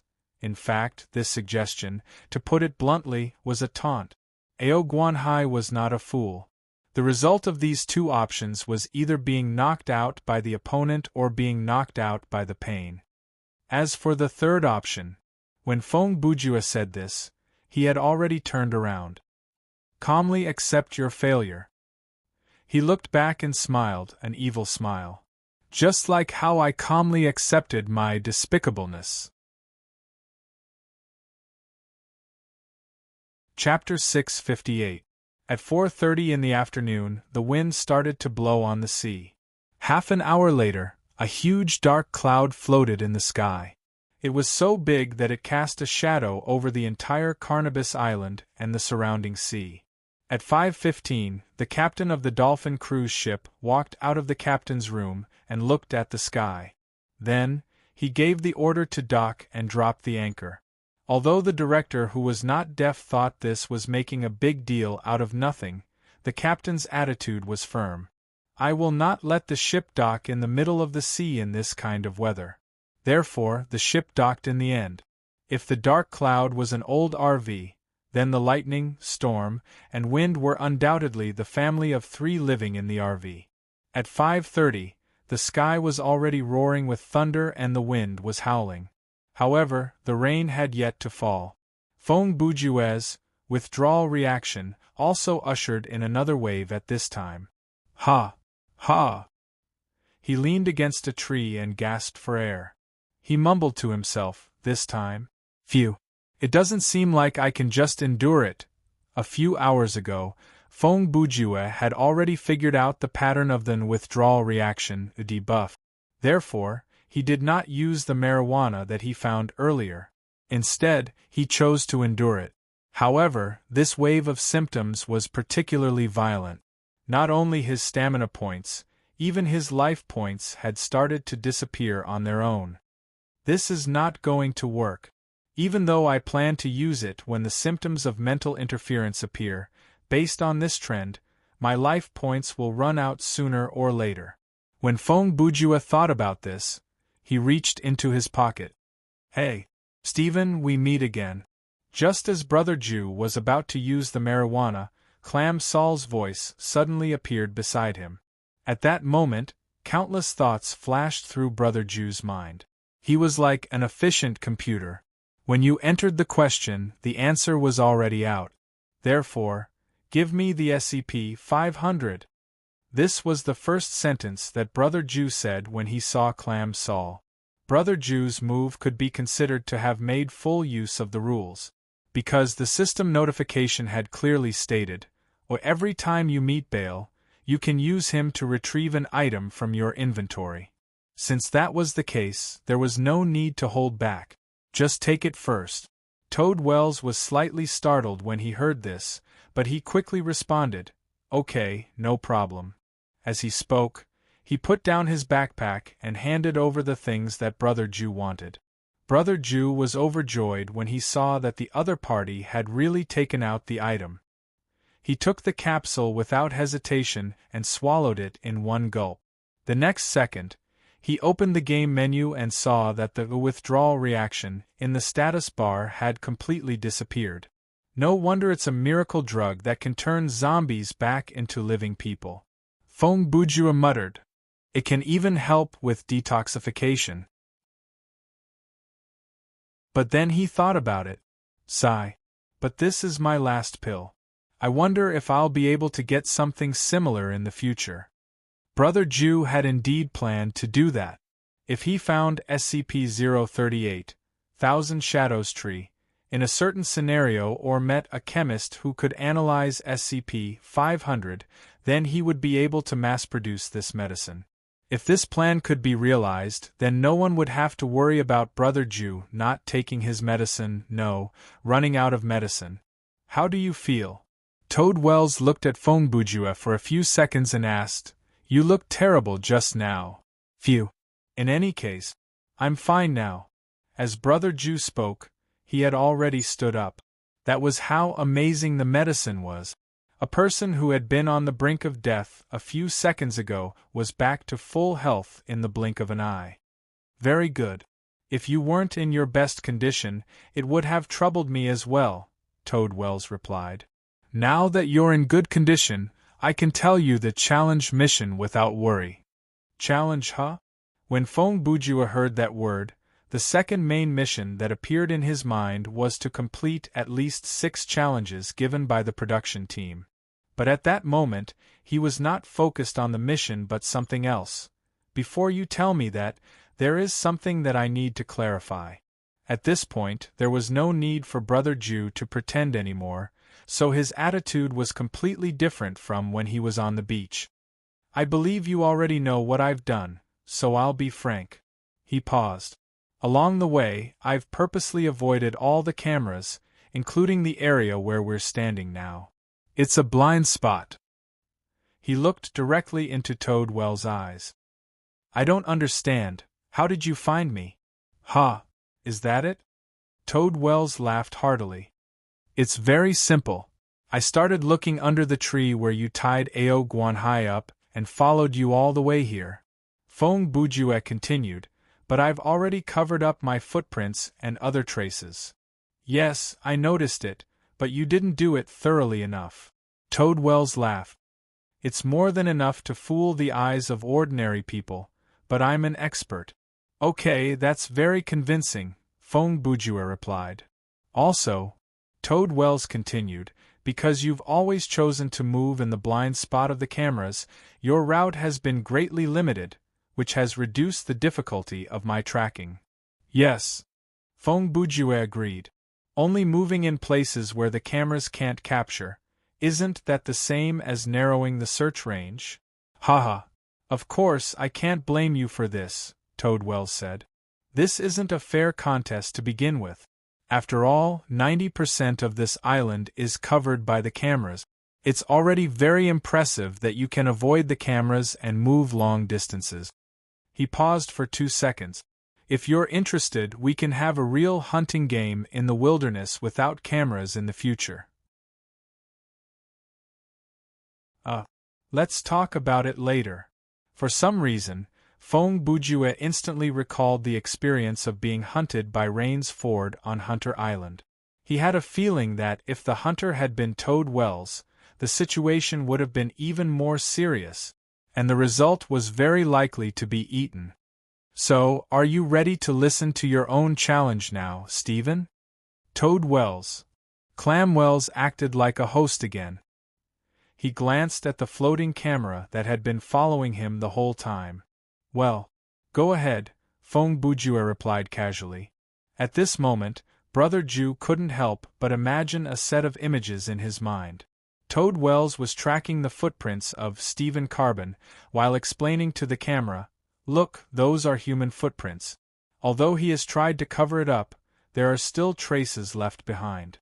I think he just left not long ago, and we can catch up with him soon." There are many ways to catch humans. The most effective way is to throw them down and hit them hard on the back of the head. We can also use a sharp weapon to quickly cut their necks, so it will be less painful. Most of the human flesh is edible. It is rich in protein, fat, minerals, and trace elements. 1 pound of human flesh can provide you with the calories you need for a whole day. Listen, your first challenge is... Toad Wells' words pulled Brother Ju back from his fantasy. Hunting a crocodile. Side mission has been triggered. Before his voice died away, the system prompt came. Brother Ju opened the game menu and saw a side mission in the mission bar. Find and kill the alligator in the swamp. Fong Bujue said, "This is the rhythm of doing a side mission while doing the main mission. Considering the danger of this challenge, I will personally give you a demonstration." On the other hand, Toad Wells was not finished. "You have to watch my every move carefully and remember every key point I say, understand?" "Well, okay," Fong Bujue replied. "Okay, follow me," Toad Wells said, turned around and jogged. He waved his hand and signaled Brother Ju to follow. Fong Bujue didn't say much and ran. After taking the potion, Fong Bujue was in good physical condition. The weight on his body was only a 0.85 kilogram military shovel, 2 sticks of marijuana, and a pair of handcuffs. In this state, if he couldn't catch up with Toad Wells, who was carrying a huge backpack, it would be too inexcusable. With Toad Wells leading the way, Fong Bujue scampered through the forest. 5 minutes later, they came to the edge of a swamp. "This is it." Toad Wells stopped and put down his backpack. "There are many alligators in this swamp." He didn't speak to Brother Ju but explained to the camera. In the United States, the number of alligators attacking humans is increasing rapidly. In the past 10 years, more people have been killed by alligators than in the previous 30 years. Of course, on this small island far away from human civilization, there shouldn't be such a thing. When he said this, he had already stepped on the water plants and muddy stones and walked into the swamp. But alligators are alligators. They are dangerous and deadly. Fong Bujue didn't want to interrupt Toad Wells. In fact, he liked listening to this kind of explanation. So, Brother Ju just held the military shovel tightly and followed behind him silently. "Once you encounter one, how should you deal with it?" Toad Wells looked at the camera and picked up a piece of driftwood that was more than 1 meter long and as thick as a human arm from the swamp. "Now let me show you." He turned his head and looked to the side. "Look, there is one over there. It has also seen us. We have to walk over slowly." As he said this, he bent down and walked over quietly. Seeing this, Fong Bujue couldn't help but complain in his heart. "Although I don't know if this guy is teaching me or teaching the audience, I just want to say, alligator, it's not too late for you to run now."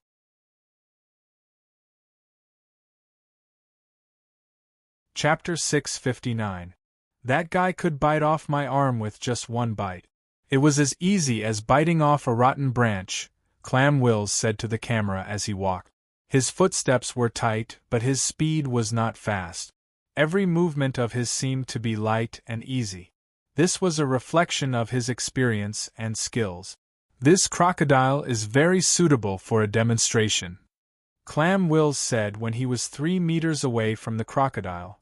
Its body length is about 1.8 meters. A crocodile of this size is basically mature. Of course, it will continue to grow. He extended the wooden stick in his hand forward. I call this alligator's attack method death roll. It is their innate instinct. As he said this, he glanced at Feng Bujue again. Don't underestimate the destructive power of this reptile. Their whole body is almost all muscle. From a biological point of view, this guy is much stronger than me. Hee. Are you sure? Although Feng Bujue was complaining in his heart, he still nodded and said, Understood. Also, their speed is far beyond your imagination. Clam Wills continued to explain, the speed of a crocodile can reach up to 50 kilometers per hour. In this swamp, you can't outrun them at all. Is this a problem with the F*King venue? Even if I sprint on the asphalt road at a speed of 100 meters, I can only reach 36 kilometers per hour. Brother Ju complained in his heart. Look, its eyes are staring at me. It is ready to attack. As he spoke, Clam Wills had already arrived in front of the crocodile with the wooden stick in his hand. He arched his back calmly and slowly squatted down. One of his hands was bent in front of him, while the other hand was steadily controlling the wooden stick. The alligator raised its head slightly and stared with its light yellow eyes. It opened its mouth halfway and was on guard. In the next few seconds, both Clam Wills and the crocodile tensed up and remained motionless. Is he going to use haki to end the battle? Feng Bujue was imagining some strange things. In this swamp, it is fearless. The confrontation did not last long. Clam Wills spoke again, but he had no time to look at the camera. So, when it faced me, it didn't retreat. Yeah. If it were me, as long as I saw you walking over with a wooden stick, I would run away. Feng Bujue said. Look carefully, Stephen. As Clam Wills said this, he poked the crocodile's mouth with the wood in his hand. The crocodile's reaction was naturally to bite the rotten wood. I will try my best to kill it quickly and humanely. In the next second, Clam Wills began to bend his legs and move horizontally. He used the front end of the wood to distract the crocodile while circling behind it.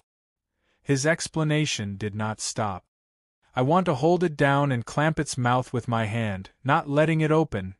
Before he could finish his sentence, Clams raised his hand and tossed the log forward. Almost at the same time, he jumped and pounced, pressing down on the crocodile's back as if he was riding a horse. Did you see that? You have to move quickly. Toad Sale's voice became intermittent. This was caused by the exertion of strength in its body. First, use the wood to distract its attention and create a momentary gap. Then, attack it from behind. Use all of your weight to suppress it. At this point, his left hand shot out like lightning and clamped onto the crocodile's mouth. Then, just like this, use your hand to clamp down on its mouth. Don't let it open up. He turned his head to look at Brother Ju and used his right hand to make a bite gesture. The strength of the crocodile's jaws is amazing. Their bite force is as high as hundreds of kilograms. Some species even exceed a ton. But this force is used to close its mouth, not to open its mouth. So, when its mouth is closed, it will be your chance to attack. Feng Bujue stared with his dead fish eyes and roared in his heart, I can't do it. Phew. It's really strong. Clams panted. He withdrew his right hand and a small straight knife appeared in his hand. The most effective way to end it is to cut off the spine behind its head. As he spoke, he raised the knife and pierced the tip of the knife into the crocodile's back. Okay, I have cut off its spine. Although Feng Bujue did not know if this method was humane, it was definitely fast. Ha! Woo! After the crocodile under him was completely dead, Clams let his body relax and took a few deep breaths. Then, Stephen, my demonstration ends here. He wiped the blade with his lapel, sheathed the knife, and stood up. I will say a few key points. First, find a place where the water level is shallow. If the water level is higher than your knees, then you may not be able to suppress the crocodile because the buoyancy will offset your weight. Second, you must attack from the back. The crocodile's explosive power is very strong. If you pounce from the front or the side, it is likely to bite you with a swing of its head. Third, act according to your ability. Don't find a crocodile that is too big. Those that are more than 3 meters long, don't even think about it. Fong Bujue nodded repeatedly with a serious expression on his face. Many people were deceived by his expression. Those who were familiar with Brother Ju knew that this was called accepting with humility and refusing to change despite repeated warnings. In addition, in view of the fact that the difficulty of this challenge is indeed very high. Suddenly, Clam's expression changed slightly and he continued. After a discussion among the higher-ups of the program team, they have decided that you can get additional help from me. Fong Bujue did not change his expression. He paused for a second and replied, "Not only did they not have any opinions about my previous behavior, but they are also helping me? Why would they have any opinions?" Clams asked back. In seeking poison in the wild, fighting, detaining, threatening, robbing, cheating, and so on, are all allowed by the rules. As long as you do not commit murder or sexual assault, even I, as the referee, have no right to interfere. Of course, if you leave someone with a disability or mental illness, you will still face additional lawsuits after the competition. I see. Brother Ju muttered, then asked in a probing tone, "Then, what is the help you are talking about?" "This is it." When Clam Wells replied, he took out the knife from his waist along with its scabbard. Gerber, Knife Brand Survival Series. It's one of the knives that I often use. He handed the knife to Fong Bujue. Now I will hand this knife over to you. I hope it will be helpful for you to complete the challenge.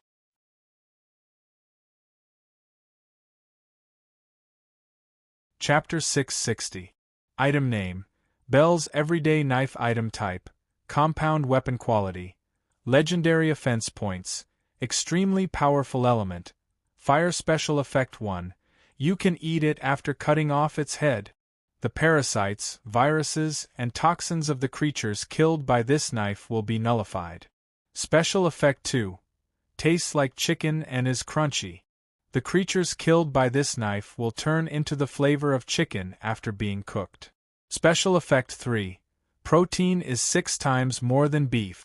The creatures killed by this knife will have 6 times more protein per unit of weight than beef. Special Effect 4. Keep up, Kevin. Summon a Kevin to fight for you. Equip requirement: General Ability A. Workmanship B. Summoning B. Binds after pickup. Can be taken out of the scenario. Yes. Remark: Total length 27. 9 cm. Blade length 9. 5 cm. AUS 8A blade with a hardness of 58 HRC. Carbide hilt covered with ABS anti-slip rubber, comes with a nylon K-sheath, a sharpener, a flint, and an outdoor survival whistle. Bell Eat You. Clam Pierce's personal blade. A must-have divine weapon for survival in the wilderness and for silencing witnesses. If you stand in its way, it will eat you. Fong Bujue reached out to accept the dagger that the man passed to him. He immediately pulled it out of the scabbard and held it before his eyes to study it closely. The knife was gray in color, and the blade was covered with a layer of gray titanium. Only the end of the handle and the hilt were decorated with some orange. The scabbard was equipped with a fixing belt, an elastic buckle, a flint slot, which contained a survival flint, and an alloy sharpener. The sharp tip, the serrated back edge, the threaded hole, through which the knife could be tied to a stick to be used as a spear, and the whistle that was tied to the end of the handle were all very practical designs. From various angles, this was a great piece of equipment. It could be used as both a weapon and a tool. Its attack power and stealth ability were better than the WJQ military shovel, and it was easy to carry around. It could be worn around the waist, and did not take up an inventory. Then, now, the only problem was that, I want to confirm. After Feng Bujue finished reading the item description, he sheathed the saber and held it tightly in his hand. This saber? Are you planning to lend it to me for a while, or are you going to gift it to me? If Clam Wells had replied, I'm just lending it to you, Feng Bujue would have immediately plotted, how can I get rid of this equipment? In any case, Brother Ju had already done something similar to Spirit Snatcher. Not only did he steal the demonic spiritual pivot, but he also consumed it. Most importantly, he hadn't paid any price for it. With such a history, Brother Ju had no qualms about stealing equipment from NPCs. Haha, of course I'm giving it to you. Clam Wells laughed. It's just a saber. I see. I get it now. Feng Bujue mumbled to himself. For other people in this scenario, this is just a normal saber that can be bought from a shop. Only in the hands of Stephen Carbon, who is possessed by a player, will it be a legendary equipment. Then, thank you, Feng Bujue replied in a tone that was neither servile nor overbearing as he clipped the saber to his belt. Okay, keep the knife well.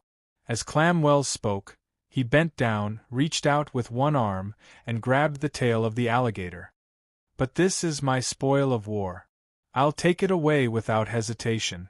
Of course, Feng Bujue said. He knew very well that Clam Wells would not leave the body of the alligator behind.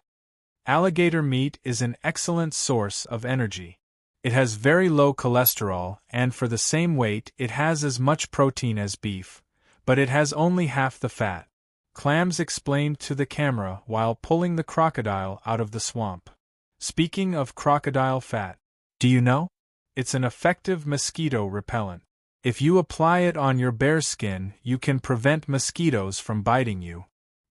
He hung the crocodile's body upside down, grabbed its tail, and hung it over his shoulder, dragging it behind him. As for the crocodile's skin, after cutting it into strips with a knife, it can be made into a strong rope. Hey, you're only listing its advantages one by one before you take it away. When Feng Bujue heard this, he complained in his heart. What you're saying is, if you want it, hurry up and kill one, right? Patter, patter, patter, walala. Just at this moment, the sound of rain falling from slow to rapid suddenly sounded. Rain finally began to fall from the stormy sky. This rainstorm that had been accumulating power for a long time was indeed extraordinary. It could be said that the wind whistled and lightning flashed, and the torrential waterfall was shocking. In just a few seconds, Feng Bujue felt like he was taking a shower. Oh, it seems that you're not very lucky. Clam seemed calm in the storm. He dragged the crocodile and walked back to the backpack. I'm afraid you can't hunt in this weather. He paused for a moment, turned sideways and picked up the backpack with one hand. I suggest you find a place to take shelter from the rain first. Wait for the rain to stop before you act. Okay, I will. Feng Bujue replied. Then, I'll take my leave first, Stephen, Clams immediately said. See you later. After that, he turned around, with a backpack in one hand and a crocodile in the other, trotting and disappearing into the rain. Goodbye. Feng Bujue looked at the other's back and responded, but his voice was soon drowned out by the sound of the rain. Evening, 6:40 p.m. In a cave on the island. A woman was sitting about 10 meters away from the cave entrance, hugging her knees and shivering. Achoo! Even though she was alone in this wilderness, Lindsay Arhut did not forget to cover her mouth and nose with both hands when she sneezed to maintain her poise. Of course, there was a reason for this. As soon as she entered the cave, she saw a camera high up, so she knew that she was still being watched. How unlucky! The Arhut wiped her nose with her hand. There was no handkerchief or tissue for her to use at the moment, and muttered, "Why did I end up like this?" She interlocked her fingers, put her hands together in front of her forehead, and prayed softly, "God, if you can hear me, please listen to me. Please help me. As long as you help me this time, I promise to be an honest child. I will never say that I'm bisexual again. I will come out of the closet frankly." Before she finished speaking, a bolt of lightning streaked across the sky. A ghastly white light shone in from the outside of the cave, reflecting a long and narrow figure. The Arhat was startled by the sudden appearance of the figure, and could not help but scream. Rumble. A few seconds later, the sound of thunder came and drowned out her voice. As for that person, he had already slowly walked into the cave. Ha! Ha! Fong Bujue stood still, gasping for breath. He used his left hand to support the stone wall and his right hand to wipe his face. After the water droplets in his eyelashes and eyes were wiped away, he saw the situation not far away and asked, "Ms. Lohan?" "It's Miss Lohan," the Arhat replied. "Oh, Miss Lohan, haha! What a coincidence!" When Fong Bujue greeted the Arhat, his face was full of smiles, and his tone was very kind. "But," Brother Ju sneered in his heart, "I wanted to find a place to hide from the rain, but I didn't expect to meet a lone opponent. Haha! My luck is really good." In just a few seconds, his eyes swept over the camera high up in the cave. "There's one here too." "Well, it's only interesting if you film it." His eyes quickly wandered to Arhat. The latter's appearance was the same as in the opening CG. He was wearing a long-sleeved t-shirt with an off-the-shoulder, a black vest as the bottom, and a pair of hot pants on his lower body. At this time, the Arhat's whole body was wet. In the dim light, her sexy body was faintly discernible. "Ha! Inside this cave, there is no one to help you." Fong Bujue continued to work in his mind. "And the storm outside will greatly affect the speed of the rescue team's arrival. Even if the program team finds something wrong, it will be too late by the time they send help."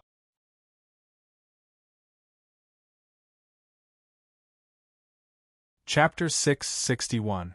10 minutes later. Aha! Done! Fong Bujue shouted excitedly the moment he saw the fire. Brother Ju did not rest for a moment during these 10 minutes. He first wrung his shirt dry. The system did not allow him to take off his shirt, so he could only wring it while wearing it. Then he walked around the cave in the dark. He was lucky to find a pile of dry leaves and vines.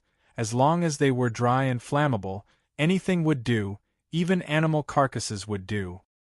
He then carried the pile back to the entrance of the cave and started a fire with the back of his knife and flint. "Well done, Mr. Carbon." Luohan saw this and immediately showed a happy expression and praised him. It had to be said that this was an ironic scene. The contestants who participated in this show had nothing to worry about in the outside world, but they all chose to rely on drugs to find happiness. At this moment, in this wilderness, in the midst of the thunderstorm, hunger, and cold, even a small bonfire was enough to make them jump for joy. "Do you need to take off your shirt and dry it?" Fong Bujue put away his knife and asked. "I would like to," Luohan replied. "But..." She raised her hand and pointed at the camera mounted high up. "It's recording." "I thought you wouldn't care about that." Fong Bujue shrugged. "Hey, filming is filming." Luohan frowned slightly. "Did I become an exhibitionist after shooting a few revealing scenes?" "I'm just kidding." Brother Ju laughed and sat down instead of squatting. He began to untie his shoelaces. The system still allowed him to take off his shoes. "However, I think you should at least dry your feet or you might get trench foot." He paused and imitated Clam Saul's tone and explained, "It will make your feet congested, swollen, blisters and blood blisters, and cause the skin to fall off. If it gets infected, you won't be able to walk, and your life will be in danger." "Okay, thank you for your advice." Luohan responded and began to take off her shoes. So far, Fong Bujue felt that his plan was going smoothly. The first step, make the other party lower their guard, had basically been completed. In this short period of time, Brother Ju had quietly created a harmonious atmosphere. It was as if he and Arhut were not competitors, but companions sheltering from the rain under the same roof. Of course, Brother Jew also understood that the sense of trust and security that came from being in the same situation was very fragile in nature. As long as he made the slightest move, everything he had done before would be for naught. In addition, through observation, it can be found that Arhut has not completely let down his guard. Even though she was polite on the surface, she still maintained a certain distance from Fong Bujue and faced Brother Jew directly. Her body did not relax completely, and her eyes would occasionally glance at Brother Jew to observe his movements. In short, Brother Jew needed to be patient if he wanted to take down the enemy without shedding a drop of blood. If everything goes well, when the Arhut reveals a flaw, she will become another Ao Guanhai. At the same time, in the surveillance cabin of the Dolphin cruise ship. This is F** King Awesome. Director Not Deaf looked at the screen on the console and cursed unhappily. We just handed over the GPS knife to that guy and the torrential rain blocked the signal. This is really... He then cursed a few words that started with F and S. The one that started with F was used in the ongoing phase, and the one that started with S was used as a noun. Although he was cursing, his tone was calm. There was no anger in his voice at all. Instead, there was a hint of self-deprecation. "Don't worry, Mr. Not Deaf," a staff member near him said. A staff member not far from him said, "Carbon is still under our surveillance, isn't it?" "Just call me James, kid," Not Deaf replied after glancing sideways at the staff member. The staff member was indeed very young and not deaf, so it was not inappropriate to call him a kid. "Okay, Not Deaf. I mean James." "Haha." Not Deaf smiled and shook his head. He paused for 2 seconds before continuing, "Kid, when faced with someone like Stephen Carbon, conventional surveillance is not enough." He turned his gaze to the surveillance screen where Brother Jew and Arhut were. If he wants to, he can dismantle the camera in the cave just like before. So, GPS is very important. That is our trump card.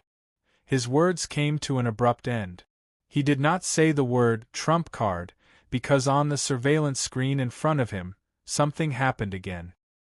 At the same time, in the cave, Arhut sat next to the fire and looked at Brother Jew with a smile. In her hand there was something else, a pistol.